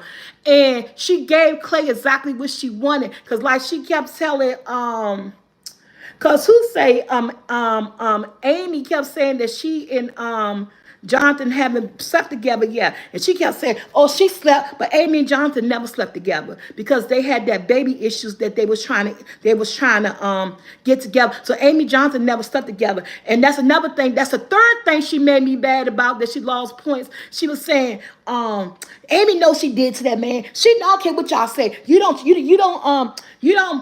buy the milk, buy the cow before you drink the milk. And so you all let us know you already did what you did to you already did what you did with Clay then. You probably did that the first night because you was relying on your body to save you from this relationship with Clay. You went with the old typical man that you said you didn't want, but you said let him experiment on me. He could experiment on me, or he could work it out on me or something. So you jumped right in the bed with this man, everything that he wanted.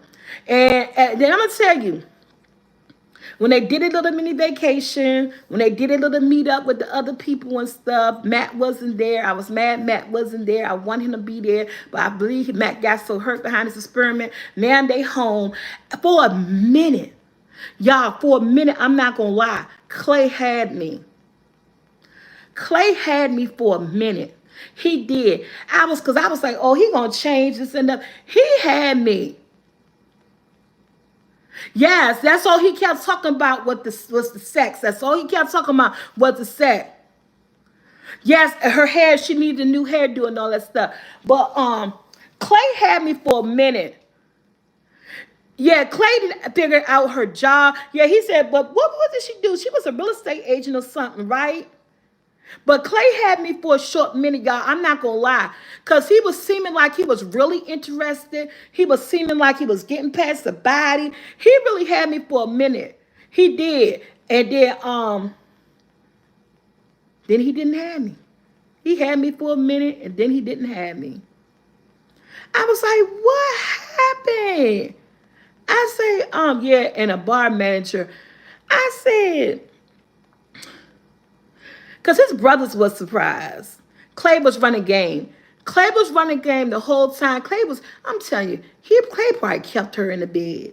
I'm not even going to lie. It is what it was. Clay just wanted the F-U-C-K. That's all Clay wanted to do. And when he saw her body, that's all he knew he wanted to do. And he just got him some free sex for this show.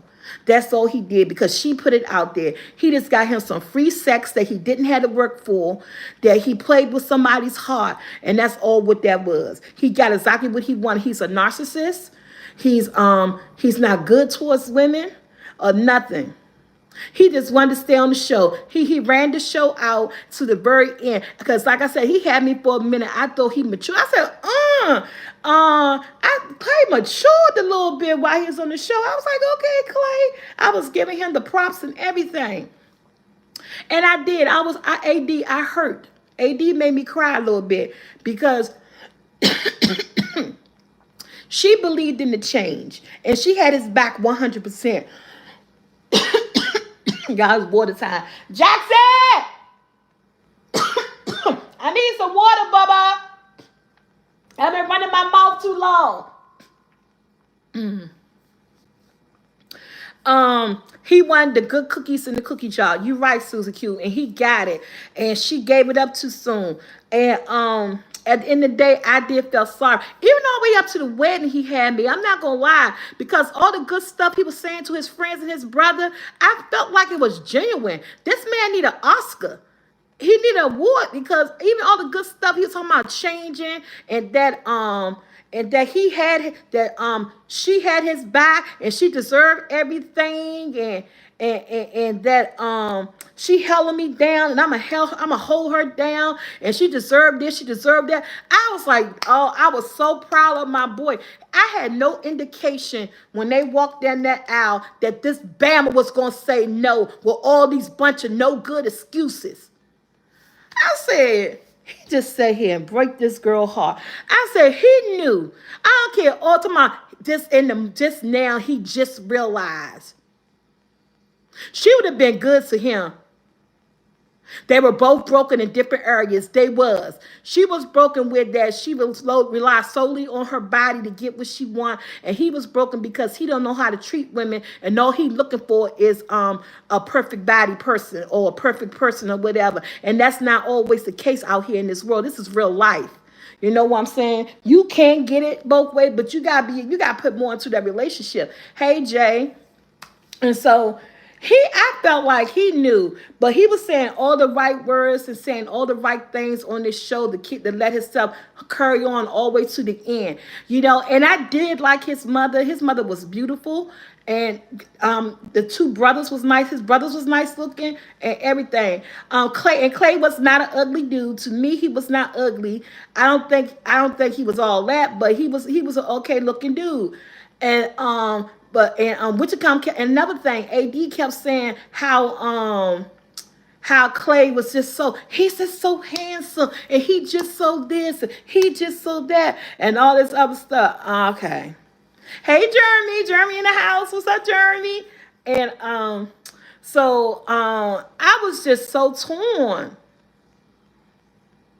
Yeah, at least he did tell her in the end. But I think he should did like everybody else. If you knew you didn't want this, why go down the aisle and do the embarrassment of having your friends and family there and then saying no? You know, like the other couples did. They broke up before they even made it to the all that wedding stuff because they just knew. Clay just knew, but I'm gonna tell you, Clay was sucking her off. He was hanging in there for the sex, y'all, all the way to the very end. That's what it was.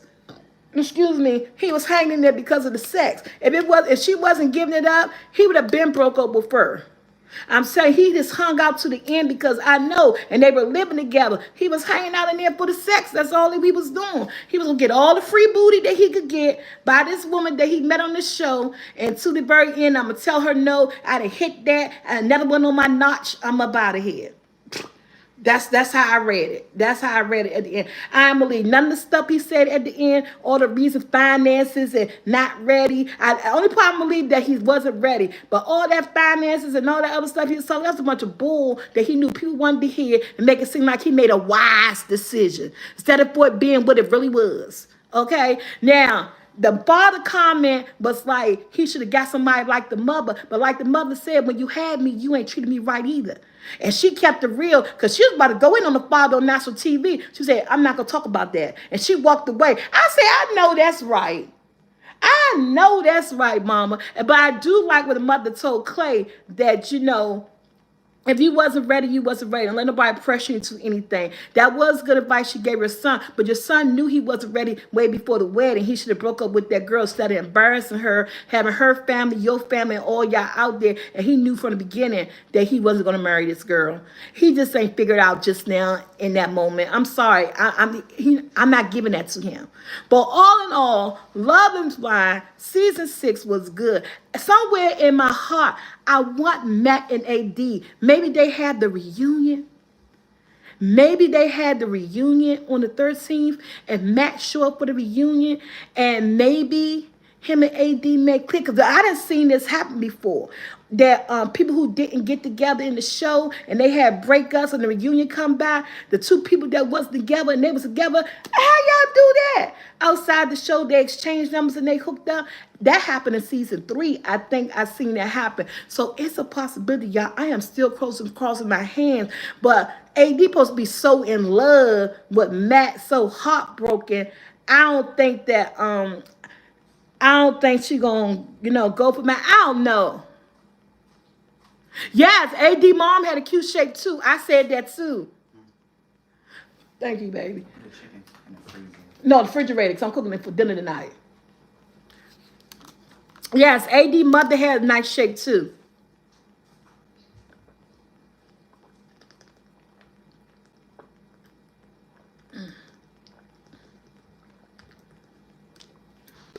Oh, hey, Mo Thomas. Y'all get y'all some ice cold water. I keep my water in the refrigerator and freezers. So, excuse me. AD had a beautiful mom, and AD mom loved Clay mom. She said Clay mom was a real one. Clay mom had nothing but good things to say about AD. She was like, if I had to pick a mother-in-law for you, that would be the mother-in-law that I would pick for you. Clay mom was cool. He wasn't nothing like his mom. Clay was more like his father, but he said that and we talked about that the other day, how we are not the product of the people who brought us into this world. Even though we grew up around crazy stuff in our household, we don't have to be those people. We are all our individual. One of Clay's problems was that he saw his mother and father relationship, and he felt like he was like his father. This man said, and the mother said, she found out some stuff on this show that she never knew. Like Clay's father used to take him on dates with other women, cheating on his mother and telling Clay, don't say nothing to your mother. That woman found that out on the show. That's why she told that man, when you had me, you ain't know how to treat me. And she said, I'm walking away. I don't want to talk about it.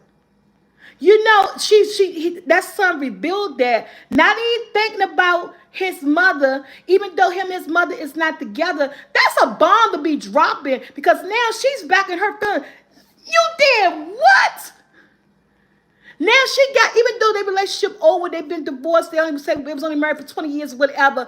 That's one of the reasons why they probably got divorced, because he's a womanizer. And Clay just felt like he was just like his father. But you got to realize that you're not your father. You can't live your life based on the things that your father did. You can't live your life based on your people in your family, their life. You have to learn to be your own individual. Because they gave birth to us, we are not them. And we don't have to live our life like we are.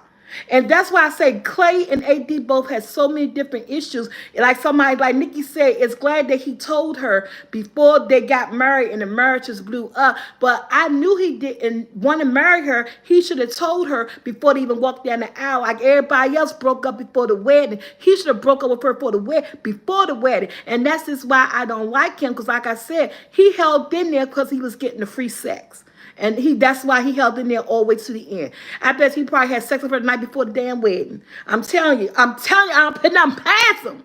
That's why I said. But yeah, and I know that hurt his mother, but him to have revealed that on TV, and then Lockheed. Lockheed just came back with a new season. Y'all, so I got my notifications on. I usually have them off when I'm on live, but I had them on because I was getting grocery delivery. I didn't know when my food came. And Netflix just dropped we talk about movie.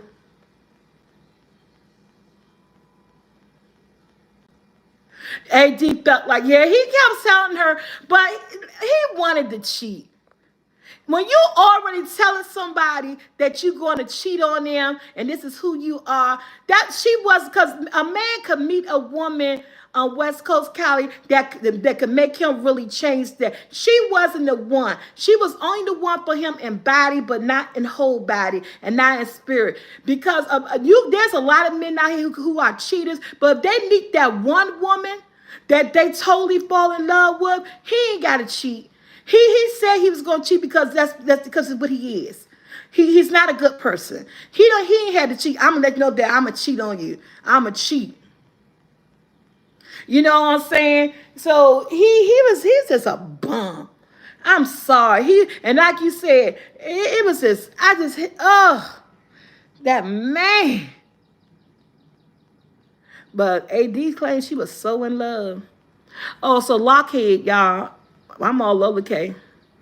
Lockheed, I know what I'm looking. Lockheed, I know what I'm looking at when I get off this live. Lockheed new season started. If you know what Lockheed is, you gotta go look at Netflix. Look up Lockheed season 1 and season 2. Man, they just said Lockheed season 3 just started. So when I get off this live, I'm going straight to Netflix because that was my show.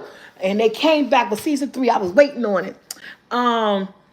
Yeah. So Love It Blind is a wrap. It's done. I gave all the spoilers, but I think Lockheed, yeah, I like Lockheed. Yep, it just notification just came down, says season 3.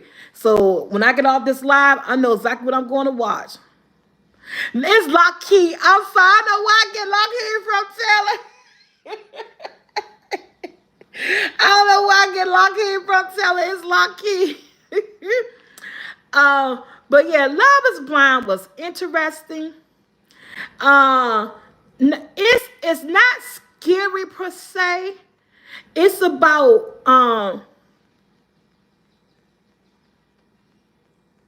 yes, I know. I just felt the need to let her tit tank low. I didn't know that. I think they all just about body body thing. I don't know what's up with these people in their family when it comes to their body. I don't know. There's a lot of women who live life, but you guess what? You're not gonna have that body forever, and you don't want to get a relationship or get a man based on your looks because, like my girl Brittany said, this would go. This would go. It's what's in here that matters, that heart. Because you're going to lose all this. The looks, the body, the shape, you may lose it all. But at the end, you're going to still have what's in the heart, that connection, that love that you have for somebody. We cannot live our life based on what a person look like. We can't. Because then you'll never be in a stable relationship. You'll never be in a stable, good, healthy relationship. And at this day and time, the way time is moving, you want to be in a healthy, happy relationship. Something that makes you very happy. So Love Is Blind is a good show. Best couple this season, Johnny, and Amy. Best couple this season. They were low key. They had a situation. They worked it out. Their families was awesome. Her family was awesome. His family was awesome. I love Johnny's sister. Her sister was on point. Her sister really loved Amy. And Johnny and Amy's sister clique, they was the best couple. They one of the second best couples I've seen through this whole show. I'm not gonna lie. I can't wait till next Wednesday to drop the reunion drop on the 13th. I'm praying that Matt come to reunion. And these shows are filmed months away or whatever. I'm hoping the way the show was filmed that AD is over Clay, not feeling some type of way. I want her and Matt together. I wish some type of way her and Matt could hook up because I think Matt would be good for AD. I'm telling you, but she need to work on something. But I think Matt would be so good for AD. I just got this feeling, man. I just got this feeling. But we're going to see, because we're going to have a reunion conversation too. I'm going to have a little 15, 20-minute sneak, because after the reunion, we know we got to talk about what happened in the reunion, because reunion going to make all of us feel some type of way, because you know Clay going to say some dumb stuff. He going to say some dumb stuff, and I'm here to see what the heck he going to be talking about. But yeah, y'all, so we going to... So that's the wrap up for Love Is Blind Season 6, y'all. Yeah, I think Matt done too, though. That's one thing. Hey, Shadonna, what's up, boo? Shadonna, guess what I talked to yesterday when I called the call center? Sports Maya. Girl, Shadonna, I literally almost was crying on the telephone. Sports Maya, she said, "Does this Tanya?" You know how Sports Maya's talk. Man, we exchanged phone numbers, Shadonna. We talked on the phone like for a couple of hours. She was telling me everything with the call center, the changes in her life. I was so happy. Man, we was on the phone over, we was crying tears. And they said how much we love each other. And we're gonna hook up and go out for we're gonna hook up and go out for lunch and stuff. I was so happy. And my son said, "See, I told you." Because we called the first time, Shadonna, and we got somebody else some questions for DMV. And my son needed to call back. I said, "I'm not calling back again. You call." He said, "Mom, call for me. Call for me." Y'all had a 311 day on Monday. Oh, for real. And I called and I got Sports Mind. Oh, you gotta I would love to come to that on Monday. Oh, email me, Shadonna, TanyaWaller45 at gmail.com. Y'all, I'm sorry. This is a sidebar conversation. Just one of my old girlfriends from my job. I used to work at the DC government. And that was the best job I ever had my whole freaking life. I love everybody. Man, there wasn't a job. We had a family. We was talking about all that, Shadonna. Girl, email me. Um, so yeah, okay, thank you. I'm looking forward to your email too. 301 that was our job that we had. We answer calls to the city, 311 DC government. I told you guys I used to do that, city services. And 301 day, they must have some type of like a day when they get together, have like a barbecue or they eating or a potluck. I don't know exactly what they're gonna do at the 311 day. But when you give an event, you name your event 311 day. Yeah. So yes, that's gonna be so much fun. I'm here for it. I got to get there. Especially, I want to see everybody. We talk about Darlene. We talk about everybody. Okay. So anyway, so y'all. Okay, thank you, baby. I'm gonna look forward to it too. So now let's talk about, like I said, Love is Fine. That is so cool and everything. If you guys want to look at season 1, they got season 1 to season 6. It's a good watch. It's a good show. You'll get invested if it's gonna bring you in. So, best couple, Johnny and Amy, season 6. Go watch it. It's on Netflix. It's not Lockheed. It's Lockheed, Taylor. It's on Netflix, Taylor. It's on Netflix. So let's talk about the TWD. And anybody know what TWD? If you're in the world of zombies and horror and gore, TWD is The Walking Dead. It is The Walking Dead. And let me tell you, I love everything about The Walking Dead. I've been looking at The Walking Dead from its beginnings. I ain't gonna throw no dates up here because the girl mine is short and I can't remember when it first came on. I want to say around 2010, 2011, but I'm not sure. But I've been watching it from this very first episode to this last episode 14 years later. And I looked at all the spin-offs and all. I didn't see the other seasons. Girl, go back and watch Susie Q. Go back and watch start of season 1, girl. Of Love is Blind. And I've been with the TWD franchise since all the little spin-offs, all the little teeny little shows, little clips that they do. This is one of my favorite television shows of all times. The TWD. I'm a forever be a TWD fan, and I will forever watch anything that they drop and give it a try. Now, they dropped the most important spinoff to me in the TWD franchise, which is Rick and Michonne. They're one of the best characters that ever hit TV. On this TV show, they are adored by millions and millions of fans. Rick was one of the best leading man to me in a good zombie TV show. And when he left, I can't say honestly that TWD kind of took a hit.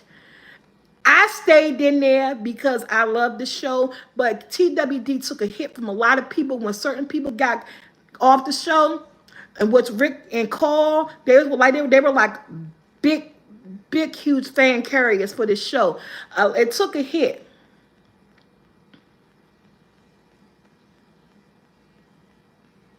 Oh, okay. And so it did. It took a hit because some people left the show because of these two characters, got off the show. But I hung in there.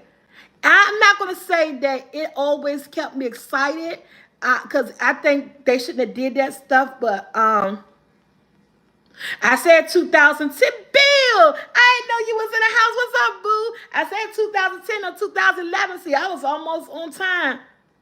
Yes, it's daylight savings time again. I think we do it tonight, Susie Q. I think it's tonight. It usually Sunday morning. So like 2 o'clock, you turn back and it be 1 a.m. Sunday morning instead of being 2 a.m. Yeah, yeah, see to do Black Panther.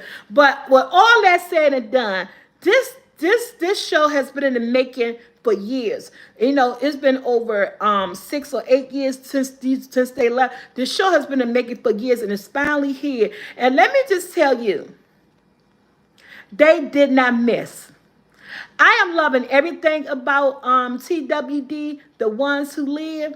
With Rick, they did a lot of things in the show real quickly. Okay, let you guys know there's only 6 episodes, and starting tomorrow we're 3 episodes in. The first season's only 6 episodes, in which I get they gotta figure it out. They gotta see how they gotta look at the numbers and see what the fans doing to see if it's a buzz, to see if everybody talking about it, what the ratings looking like. But I know just from the second episode, the first episode, I know they're gonna get a second season. I know they're gonna get a second season because the first 2 episodes was a bomb. They did a lot of explaining on where Rick was. Y'all remember the people, and y'all saw throughout all the franchises, throughout the show, y'all see these black helicopters and the people wearing the all black, and we was always wondering who were they, where they were coming from. They was in Fear the Walking Dead, they was in a lot of the spinoffs, and they always showed them because they had a plan. So they always showed them. So you already knew. Yes. Yeah, and your son was 2 and he 18. You've been watching that long, Susie Q. And so they always made these mysterious black helicopters, these army type, marine type soldiers wearing all black with the black helmets and guns. They always made them visible throughout the series, making us wonder. Now we know who they are, but don't ask me what their names, because I done talked so much about Love Is Blind. I think I done forgot some of the stuff I had in my head for TWD. I forgot the name of the people and what we calling them with Rick and everything. I think I should have talked about TWD first, but I was so excited to talk about Love Is Blind. So we gonna get like bits and pieces of TWD. First 2 episodes, what I can say is that they hopped right in.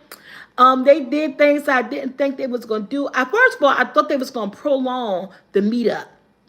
I went into this show thinking it got 6 episodes.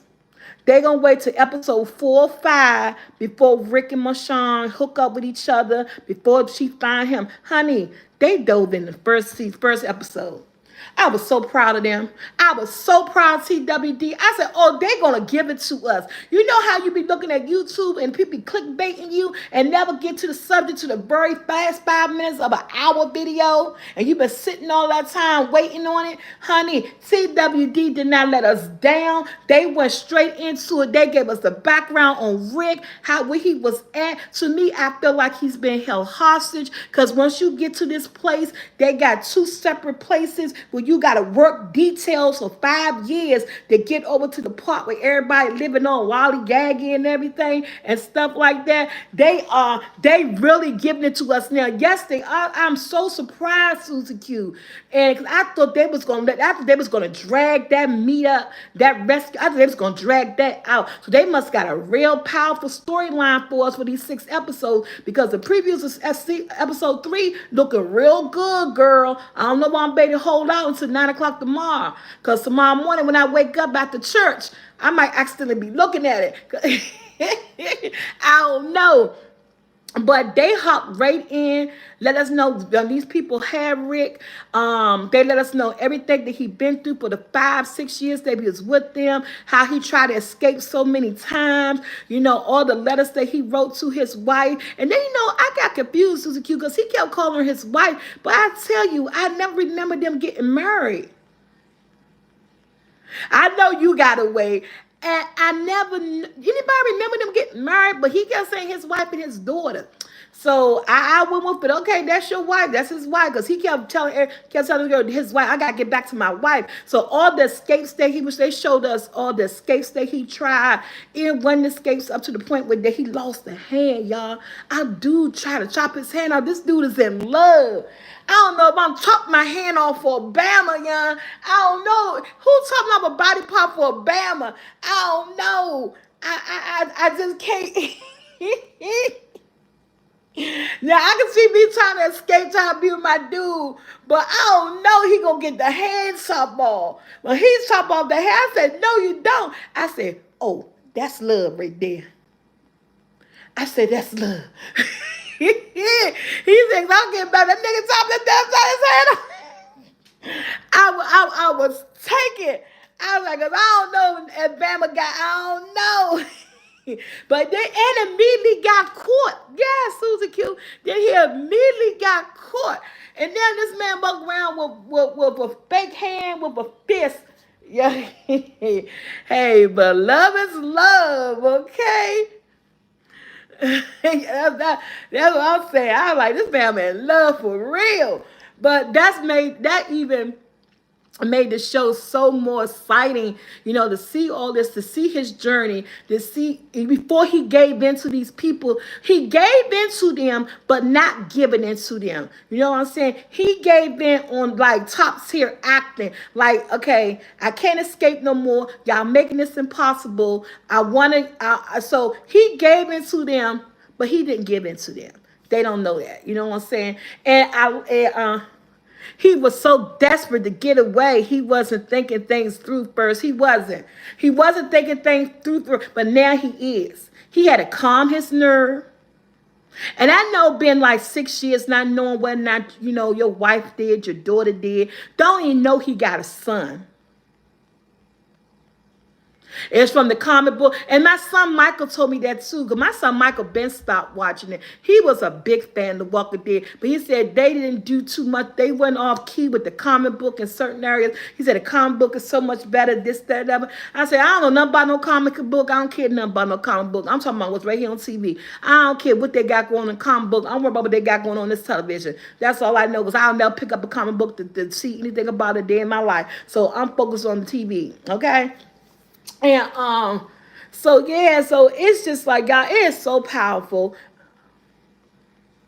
My son told me that too, Susie Q. A lot of stuff in the comic book. And it is so powerful, guys. So if you're a TWD fan, excuse me, it's not really much. It's not really much to talk about. It's that they're showing up. I love that in episode 2 we got to see Michonne's little journey before that helicopter got shot down, that brought Rick down to her. The people that she got to meet on the road. I love the characters they brought in her episode, and I just knew we had some new people because I fell in love with them three automatically, especially the little guy. What was his name, Susie Q? His name was Matt too, wasn't it, Susie Q?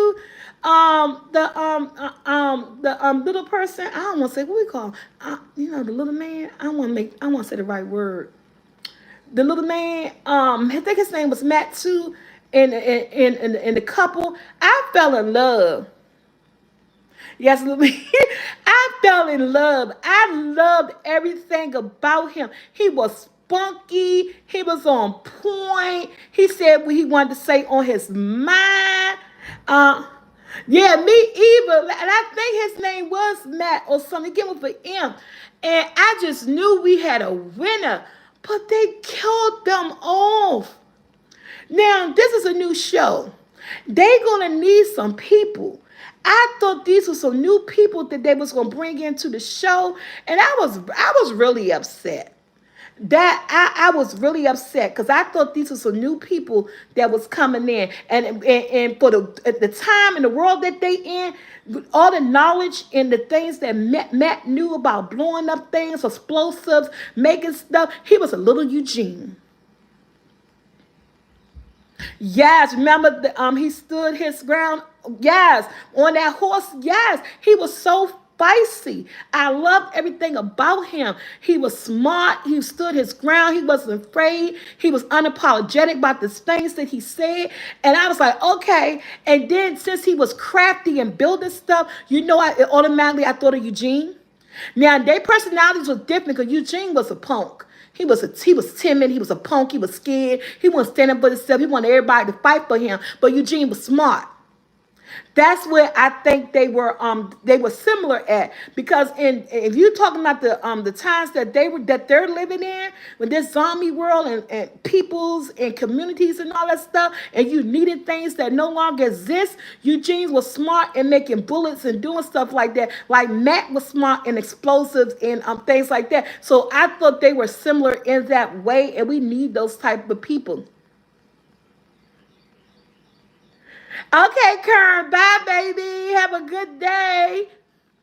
And I know I'm on here for such a long time talking about these movie reviews, these TV show reviews. So I was kind of upset because I was like, okay, we got a person that know how to do explosives, know how to build stuff. He gonna be a great asset to the new community. Oh man, they killed him all. I don't know who they people going to be, but the one person that I'm so suspicious about is the young Puerto Rican girl that's in the camp with Rick. Her and Rick are really good friends, but I feel like she's that type of one because she gave up hope. Like she had someone that she left behind, but she been gave up hope. They're dead, they're gone. This is what it is, and you gotta adapt, and this is what it is. And I feel like that since she gave up hope on the people that she loved, she stopped fighting and stopped worrying about them. I feel like that she's in with the masses. I feel like that anything, and I know she talked Rick out of escaping. That was a good part. I'm glad she did that because him and Michonne were never caught up with each other. I'm glad she did that. But I don't really trust her fully. I get this feeling that she could end up being a double spy. I get this feeling that she could anything Rick do that she might end up turning him in. Because I think, like I said, she didn't give up hope on anybody that she loved, thinking that they're no longer out there. Yeah, I have no trust for her yet, even Suzuki. I'm just can't wait till this episode coming tomorrow. I don't have no trust for her, so I want Rick to really have his guard up. But y'all, Jadis is back. Did y'all see the last episode? Y'all don't know who Jadis is. If you look at TWD, Jadis is a young lady of a community in the junkyard. I forgot what season. I'm gonna say around season 10 or season 11. That Jadis is and Juicy Q told me that Jadis stands for Judas. So we know how that is, that double life, double spy there. So Jadis is a character that was introduced to the TWD. She had a junkyard community that was one of the communities that Rick and them, they always fought against communities and other communities. Yes. So Jadis is a character that we all knew when Rick was supposed to die. She's the one that delivered Rick to the people. And she said that he was a B, and I'm gonna tell you what A and B's mean in this new community that Rick is. You either A or you a B, and that determines whether or not you get into this community because they pick people based on their vulnerability to people that they can control. That's what I got of it, being an A or B. If they can't control you, A means that you're strong, you have a strong will, you have the ability to be a leader, you have ability to think for yourself. They don't want people like that. They want B people, people that are desperate, who are afraid, who would do anything to have somewhere to live. That's what they want. So she most definitely, when she found Rick, to pick Rick up at the end of that bridge, at the end of that lake, and she said that he was a B, and she knew damn well Rick was a A. I'm trying to figure out what was the point. Now that I know how they categorize people in this new community, because all A's they kill, they get rid of. They don't want you. Because basically you're a troublemaker and they want nobody trying to come in, start trouble and think for themselves. And yes, and I think and Rick wasn't desperate. But what was her reason? Listed him as a B when she already knew the type of person Rick was. She know Rick is an A. Because I think that was her key getting into the community. I think that was a deal, right, Susie Q? I think that was you bringing a certain amount of people, maybe they let you in. And I think that was her deal. So I think she categorized him as a B so she could get a spot in that community. You right about that. I had to think about that. You right, Susie Q. And that was her reason. But now that she know that Marshawn there, and she know that Rick is strong, and them two together could accomplish anything. You see how they tore down her community? They don't play when it comes to family. That's one that I say about the TWD when they group and their community in Alexandria. They don't play when it comes to family. They didn't went head to head with the worst of people and came out on top. They took some losses and they took some bangs, but they always come out on top because they're determined. You know what I'm saying? They're a determined group. And you know they got love and they have hope, and that's why their group always stands tall because they don't give up hope. They always have hope of a new world, hope of getting things back to where it was. And hope can be amazing. Hope can drive people. And if you don't give up on that, you can do a lot of things. And I'm not just talking about in TV. I'm talking about in real life for real. Yes. Yes. And so you gotta always keep hope. Hope will keep you alive. And I think she thinks that Rick had lost it. But when she saw Michonne, oh, that chick was in his room waiting on him. And I'm not gonna say what she said in episode 2 at the end, but I screamed at the scream, Susie Q. I said, what? Because she already know something going down. Some stuff gonna go down. And he better get Rashawn up. I can't say her name, so got me. Moshawn up out there, because she gonna about to cause chaos. You know, she's very independent. You know, she's very strong. She has a strong will, and she thinks for herself. And when stuff is wrong, she says stuff is wrong. That community is not for her. She'll get killed. She is not a B person. You can look at her and tell she's not a B. You can look at her and tell she's not a B person. She's an A, an alpha all day long. Y'all, I'm saying this season is going to be so freaking good on the ones who live that y'all, you ain't gonna better hold it down to season 2, okay? I see myself going back and back, reliving these 6 episodes because it's gonna be good.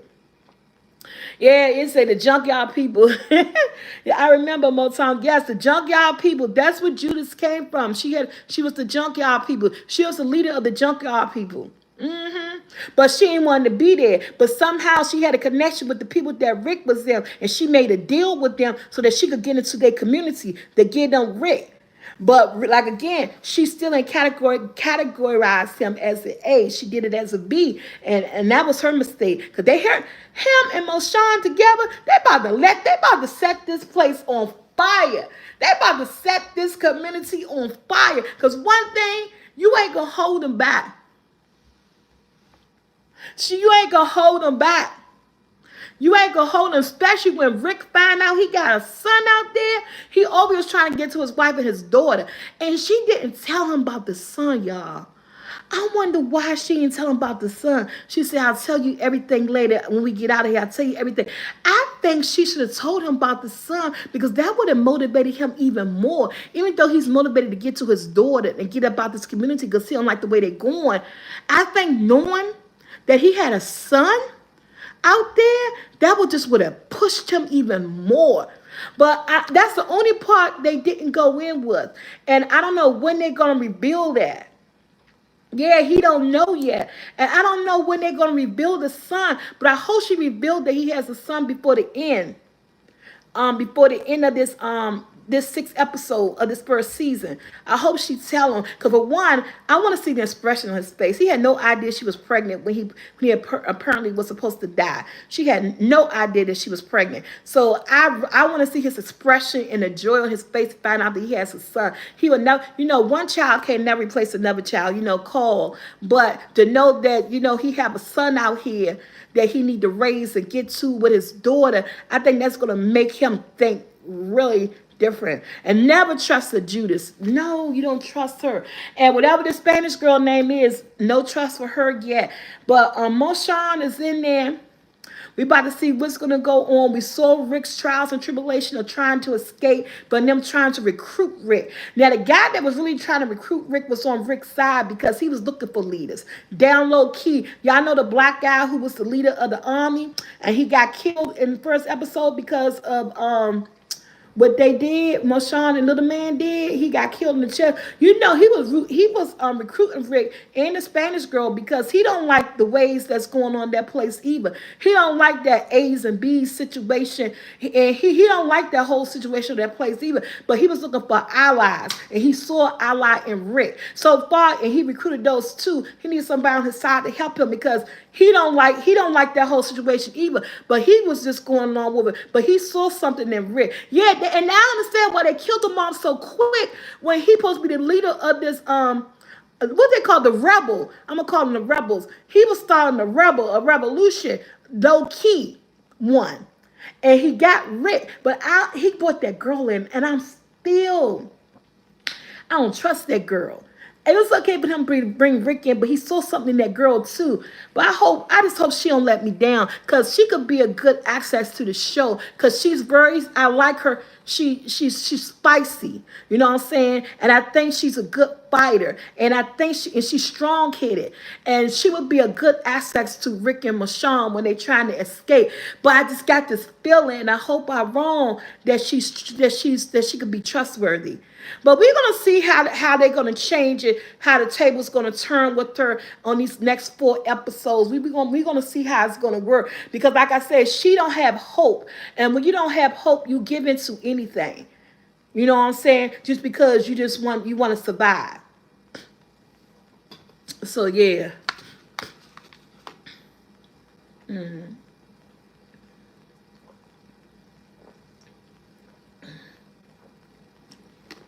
Yeah, but Rick gonna gotta be careful because Judas is watching him. And I think she gonna approach, well, I don't know when she gonna approach Michonne and let her know she did. Because they don't like each other. So I'm trying to see what's gonna happen when she see her too. It's all gonna wind down. So I'm gonna give TWD reviews after every 2 episodes. So this is what's going on in the first 2 episodes, y'all. So episode 3 and 4, we're gonna watch them, then we're gonna talk about them. And then 5 and 6, we're gonna watch them, then we're gonna talk about them. But I really still didn't reveal too much. We know that Rick is alive. We know everything that he been through trying to get to his wife and his daughter. We know that he lost a hand. He made a good friend in there, the Spanish guy. And I hate calling people out by their nationality, y'all. I'm not good with names, okay? So he made a real good friend in there, They show his recruitment to the undercover rebels, but the leader of the rebel got killed. So I guess because Rick want to be a leader. Because Rick is that A-man. He going to take over. He might end up recruiting some other people. But at the end of the day, we don't know how many people that the guy recruited. We know that he recruited Rick and a girl. And Rick never asked was anybody else in on it. And they built that outpost. You know how that year went past when Rick finally gave in to him and to the army. He gonna be with him, and they went to build that outpost. They said it was gonna take a year to build an outpost. So another year went past with them building that outpost. So we don't know how many people. Rick learned how to fly a helicopter. That man how to fly a helicopter. Within that year, he learned how to fly a helicopter. He had learned the ins and outs of the army and stuff. So he done built in some knowledge. He stopped fighting and decide to do this the right way, decide to think like the A person that he is. See, that B person had him desperate and wanted to escape and get out and not thinking clearly, right, Susie Q? But he stopped and he buckled down and now he knows stuff. So and now all the thing, everything that he done learned and stuff learned, he could use this for his advantage. So yeah, this is gonna be an exciting year on this TWD spinoff. It's gonna be a exciting 6 episodes, and I'm here for it, and I can't wait for them all, guys. With that being said, I am up out of here. Thank you, Living Life in Florida. Guys, this is a good review on Love is Blind Season 6. If you haven't checked it out, go check out all seasons. You're really going to love it. TWD, if you're not a Walking Dead fan, if you really want to get into it, you know it's on Netflix, right? 1 through 14. You could go look at it on Netflix. And then the spinoffs you could find on AMC Plus. The Walking Dead, the Fear the Walking Dead used to be on Netflix too, but I don't think it's on there no more. But TWD, the original one is on Netflix. You could go ahead and start watching it. If you always wanted to look at it, but you didn't have the time, it's on Netflix now. It's on your time. And then you could check out the spinoffs on AMC Plus. The only spinoffs with 2 seasons I didn't like is the Beyond with the kids. I didn't get into that one. I couldn't get into that one. You can check it out on AMC Plus. They only did 2 seasons. The rating was terrible. People just wasn't feeling it. But the best spinoff so far from TWD is Fear the Walking Dead. Had 8 seasons. The final season wrapped up this year. That Fear the Walking Dead was really good. It was like almost on the level with TWD. Yeah, they keep making him a B, but that army guy, no. And I'm gonna tell you another thing. And what I don't like, and I feel like they made like if he was scared.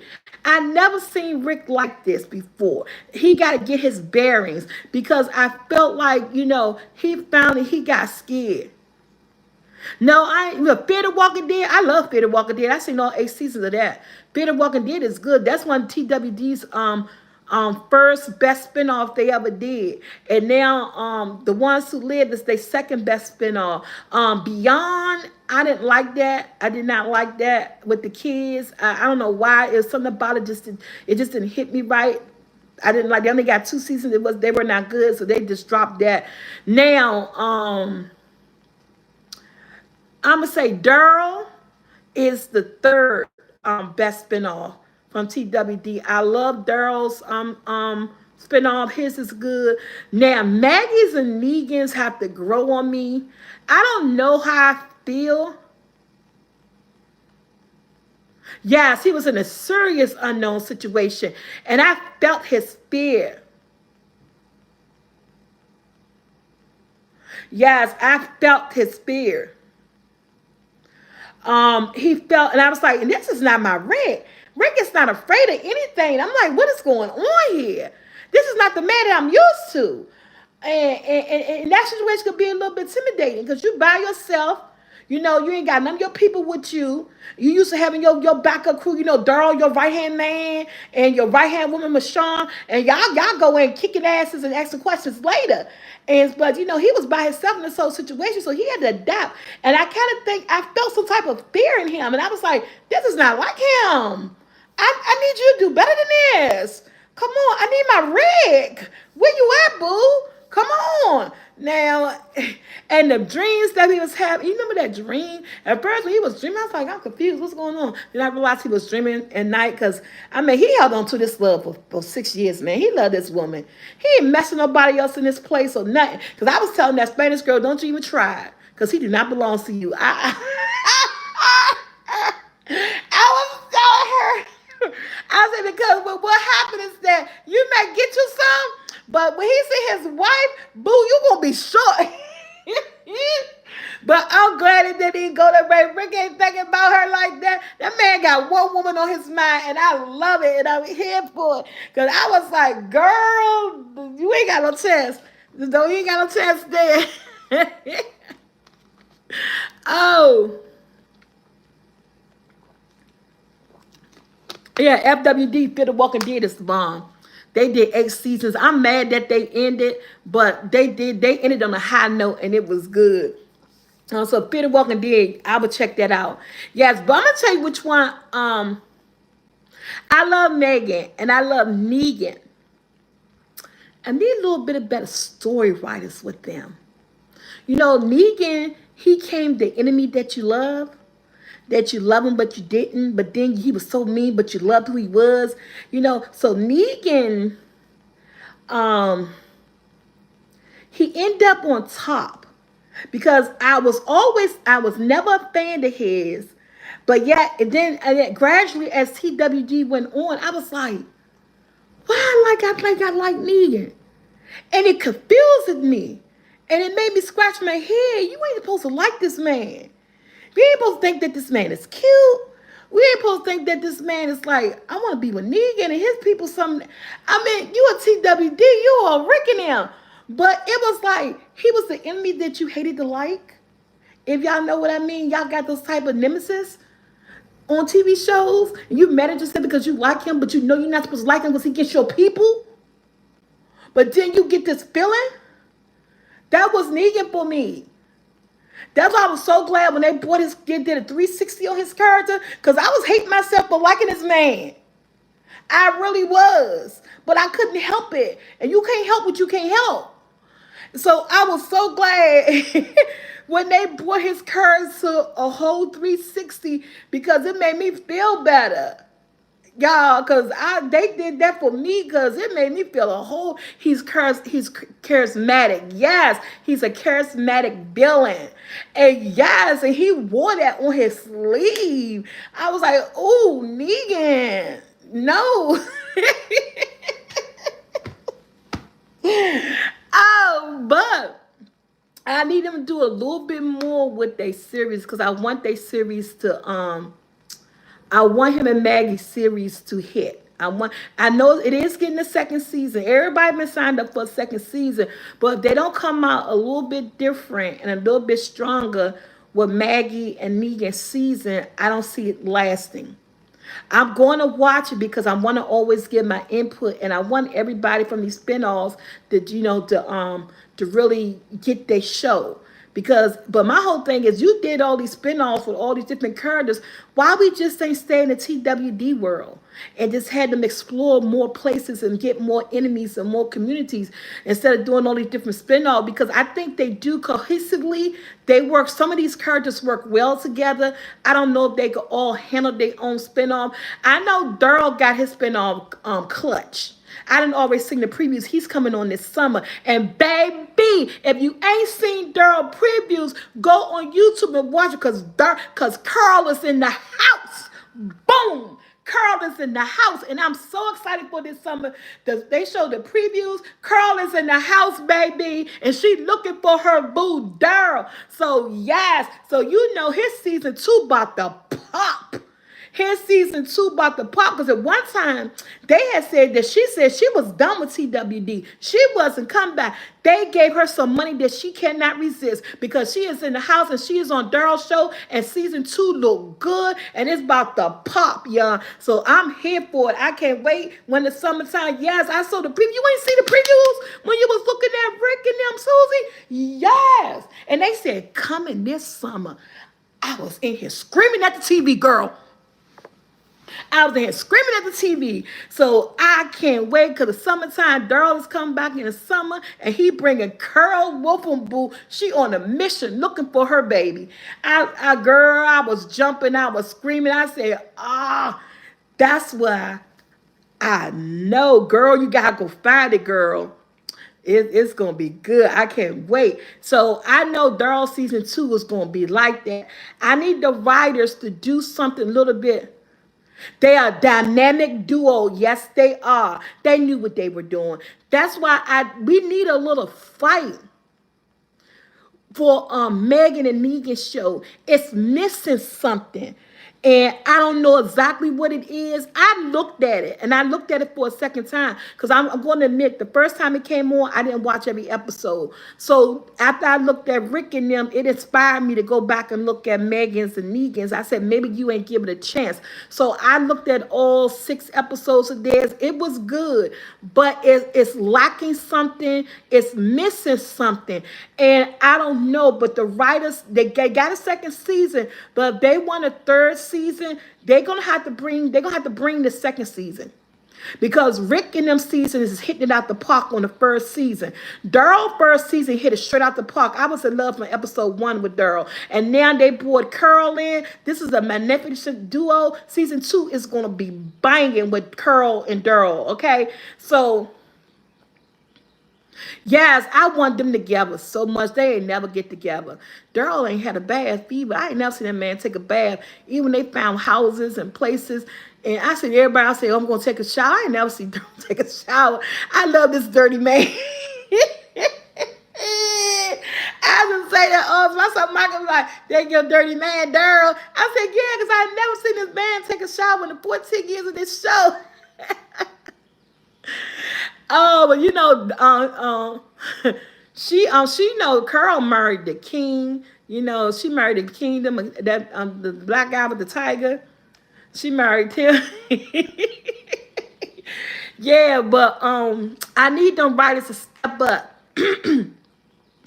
I need them to give me a little bit something if I could hold on, because I'm holding on to Megan and Negan show. I'm holding on to them. I want them to get a season 2, but these writers got to bring us something. They might say Daryl Fogler. Yeah, he did like the deaf girl. I thought that was gonna happen too, but they don't never put him in a relationship, and I'm trying to figure out why. Because even in his episode now, I'm thinking that him and this nun may be together. Because this lady wasn't always a nun. She didn't become a nun into the outbreak. She didn't become a nun into the outbreak. Yeah, King Azazel, Carol married him, and they were happy together for a while. Because the girl, so I'm thinking this girl in Daryl's season, she's a nun, but she's not your typical nun, because she was a party girl doing this and doing that before the outbreak. So I think her and Daryl gonna do something, because I thought Daryl and the deaf girl was gonna get together. He was very protected over her and her little sister, but ain't nothing happened there. And I keep trying to figure out why they chill trying to make Daryl this renegade, you know, this lone man. But remember when Daryl went missing, he had a little thing with that lady. Remember that lady in her community? Daryl ended up killing, Megan ended up killing that girl. You remember Daryl did had a little something with that lady that took care of him that time when he got missing on the TWD in that season? And then she came back and she had her own community. And but they had to take them down, and she thought the feelings that Daryl had for her was going to save her. One thing about this, y'all don't know about Alexander. You don't mess with their people. I don't care how much love you think somebody had, you don't mess with their people, because his family, the people that they are, the village that they build, gonna always come before you. She thought since she had Daryl and Daryl had some type of feelings, they never even really showed them ever kissing. Did they ever make love? Did he ever take a shower? I don't know. They had a connection at that time in that season, but she thought that was going to help her. No, baby. You don't mess with Daryl people. You don't mess with Maggie. You don't mess with Rick. You don't mess with the kids. You don't mess with nobody. In the battle against Negan people, yes. So that did not save her. That did not save her. Oh, I said, you got the game twisted. And everything. I'm telling you, you gotta love TWD. So that's what I'm saying. Negan and Megan show. I forgot the name of their show. That's why I keep saying Negan and Megan. I forgot the name of their show. And that's why I need them to do something, because I forgot the name of their show. These writers better come back. Writers of the Negan and Megan show. Y'all, this spinoff. Y'all want this spinoff to go more than these 2 seasons. This second season better be explosive. Yeah. Oh, the nun gave Daryl a bath? Oh, okay, that's good. Because somebody need a bath after 14 years, that tub was black. They ain't stop talking about Daryl, because he was my favorite characters. Daryl was the one that I always tell my son, if they kill Daryl off, I'm done. If they ever kill Daryl off, I'm done with The Walking Dead. And stopped her. Oh, okay. I gotta look at that part. I missed that part. I used to always tell my son, okay, it's called Fear City. Okay. I binge watch to catch up. I used to always tell my sons that if they ever kill Daryl, I'm done with TWD. And he's like, what? I said, Daryl is my man. And so I said, they ever killed Daryl off TWD, I was done. But they never killed them off. I said, they knew better than that because they need me to be watching it. I'm one of their highest rated watchers. Hey, Mr. Sunday, y'all better stop playing, and then may go around and look at it on a Monday. We better stop playing, and then when Wednesday come, may feel like I need to look at it again before the new episode come on that Sunday. I was pulling their ratings in. Y'all better stop playing me. Y'all kill out Daryl. Y'all just might as well get a show up. But yeah, y'all, I'm just being funny. But no, that's how I was though. That's how invested I was into TWD. Um, but yeah, so I need what you say name was, the Blue City? Whatever their show name is. Fear City. I need them. I need them. Season 2 gotta be fierceful for Fear City. Because I want a third season. I want them to succeed. I want everybody to make money, have money in their pocket. But they gotta come correct. I need them to do something because I just feel like Fear City is missing something, but I'm not putting my hands on it. I don't know what they missing, but I hope the writers could work on it. Excuse me. I hope season 2 come back strong so that we most definitely get a season 3.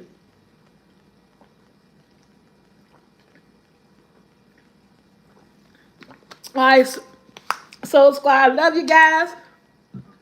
Excuse me. I am up out of here. I hope you enjoyed this on the couch. Even if you're not a fan any of these shows, I hope that we talked about them, that it made you curious and say, you know what, I might want to see what they're talking about, so we will be having further conversations, not about Love Is Blind. Only one thing about Love Is Blind, when they did the reunion, we got to talk about. That was the deal breaker right there for me too, Mo Thomas. That was a deal breaker. But when they got rid of Rick, I said, you know what? I'ma hang in there. It was still hitting on something because Daryl was my man. Daryl was like then the come-to person. And Carl was still there. And then when next thing I know, I said, where the heck is Mo Shawn at? She left because she's doing the movies, the Black Panthers and all that stuff. So she ended up leaving on her search for Rick. They set the scene for they spinoff. And so I hung in there. So, I love these people. I hung in there. Now, at the end, Daryl and Carl was the two reasons why I kept coming back. Yeah, the reunion come on Wednesday. And so on our Thursday morning check-in, we might do a check-in and we might talk about. Oh, that hurt my heart. Maggie husband and the big red guy. I was loving him. The big red guy with the red. Yeah, I was loving. Yeah, they hurt me when they got rid of Glenn. I was crying in real life because they ain't seen that come. At that point, I was like, ain't nobody safe from The Walking Dead. Because Eugene was new. I was like, I said, why the hell y'all ain't kill Eugene? I don't care nothing about him. And by me knowing it's a show, but Glenn has so many death scenes. I think he had a contractual disagreement with this show or something. Because Glenn has so many death scenes that we didn't know whether or not he was meant for the show. Because you remember the dumpster scene, the trash scene, they could have killed them off then. That would have been an epic. That was an epic scene. That dumpster scene, that was epic. And he would have died like that. That'd have been an epic death. But oh my God, I cried when the look in Megan's eye, the heart stick got broken, the screams. Oh man. See, this is at the beginning when there was no love lost for Negan. Before I even felt that he the enemy that I want to like. This is when at the beginning when we all just hated Negan. Hey, K and Ray. And that broke me. I cried. That broke. I was like, no. I mean, that had the internet in a frenzy. This was in the pop when this was in the era when TWD was on top and everybody was watching. It was crazy. Yeah, and Maggie was pregnant. That broke me. And this is at the beginning when we discovering Negan and we didn't nobody liked him. And they were actually scared of Negan because they didn't know how to take him. And old Lucille, oh Lucille. That bat twined in that wire. Lucille got some bodies on her, man.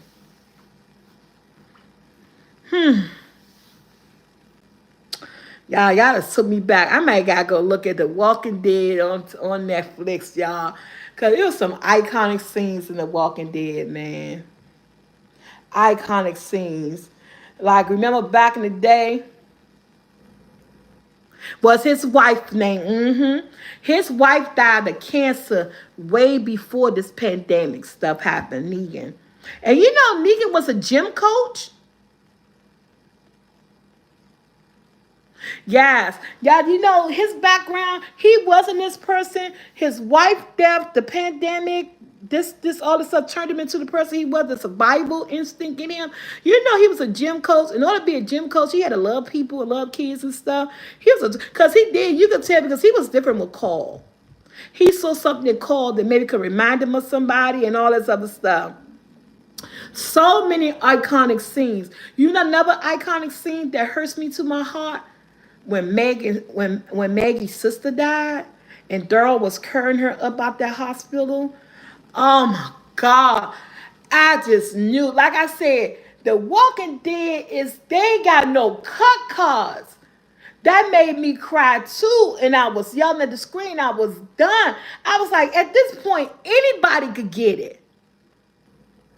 I was like, and that's like anybody could get it, man. Man, that was an iconic scene too. That really was too. And I'm gonna tell you another iconic scene. And he was short lived on the show. Everybody, hey Chris, the way he died in the door, you know those spinning doors.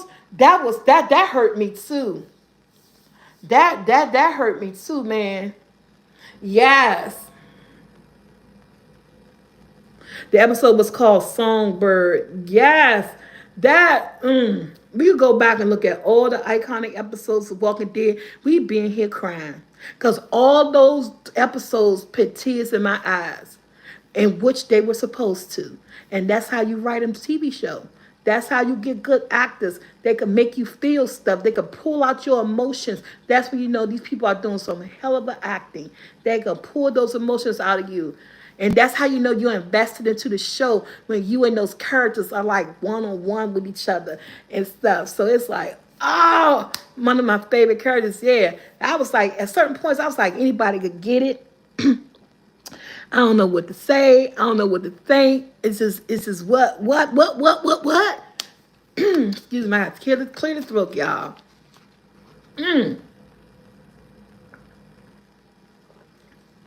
Crazy. All right, y'all, I'm about to go. I gotta go bathroom. I love you, Soul Squad. Thank you for being here. Y'all know I won't be here tomorrow.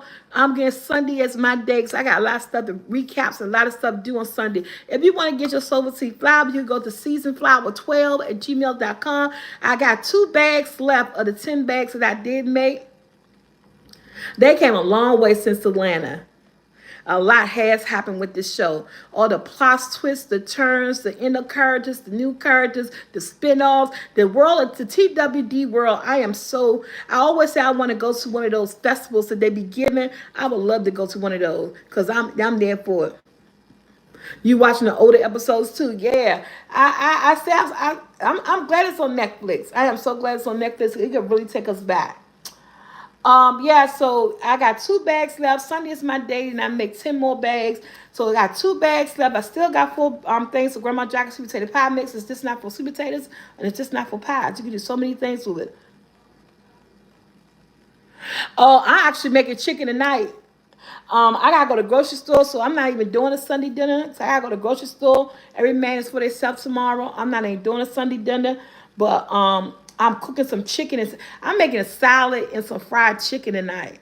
That's all I told Jackson. That's what I told Jackson that my Walmart grocery. I'm making a big old salad and some fried chicken. That's what's for dinner. Got some ranch dressing and everything. It say get. Who said that? Hello, all. Getting married means nothing. Stay married means everything. Yeah. So I'm frying some chicken drumsticks tonight. I'm going to put some mustard and hot sauce on the drumsticks and then drown it in my flour and let it hit the grease. And I got a big old salad. I got some lettuce, some cucumbers, some eggs. I take garlic bread. I put it in the oven and I chop it up and then I put it on top of my salad, make croutons. And so we having a simple salad, and I got some mandarins because I love mandarins in my salad. So we having a salad and fried chicken for dinner tonight. Yep. So guys, I am out.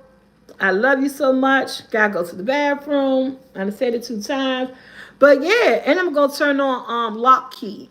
Hey, Dirt. And we about to leave. As you can tell, we've been on here almost 2 hours. Oh, I'm so sorry that you didn't get the notification, but I'm about to get up out of here. Look at the replay. We did reviews on Love is Blind season 6, and we talked about TWD new spinoff, The Ones Who Live, and to talk a little bit about the TWD world period. So yeah, check out the recap. You know, y'all hit the like button, leave a positive comment. Goodbyes. Yeah, something simple. That's it. I told him I was gonna start cooking at 7 o'clock. Cause I knew I was gonna be on this live. And you know, at this live, now I'm not coming back tonight. I'm relaxing. I'm relaxing. I see you guys on Monday morning before 12. Thank you, Dirk, and thank you for that. I'm not in commit to coming back tonight because I know when I get in this kitchen, get to cooking, get looking at my show on Netflix, I'm in my zone. And when you know you get in your zone, you looking at something, you binge watching, I ain't letting up. But I see you guys on Monday. You have a great weekend. Got church tomorrow. Always happy and ready for a Sunday. And got my walking dead tomorrow. And got things I got to do. So I see you guys Monday morning. All right. So it's going to have a great weekend. I'm out.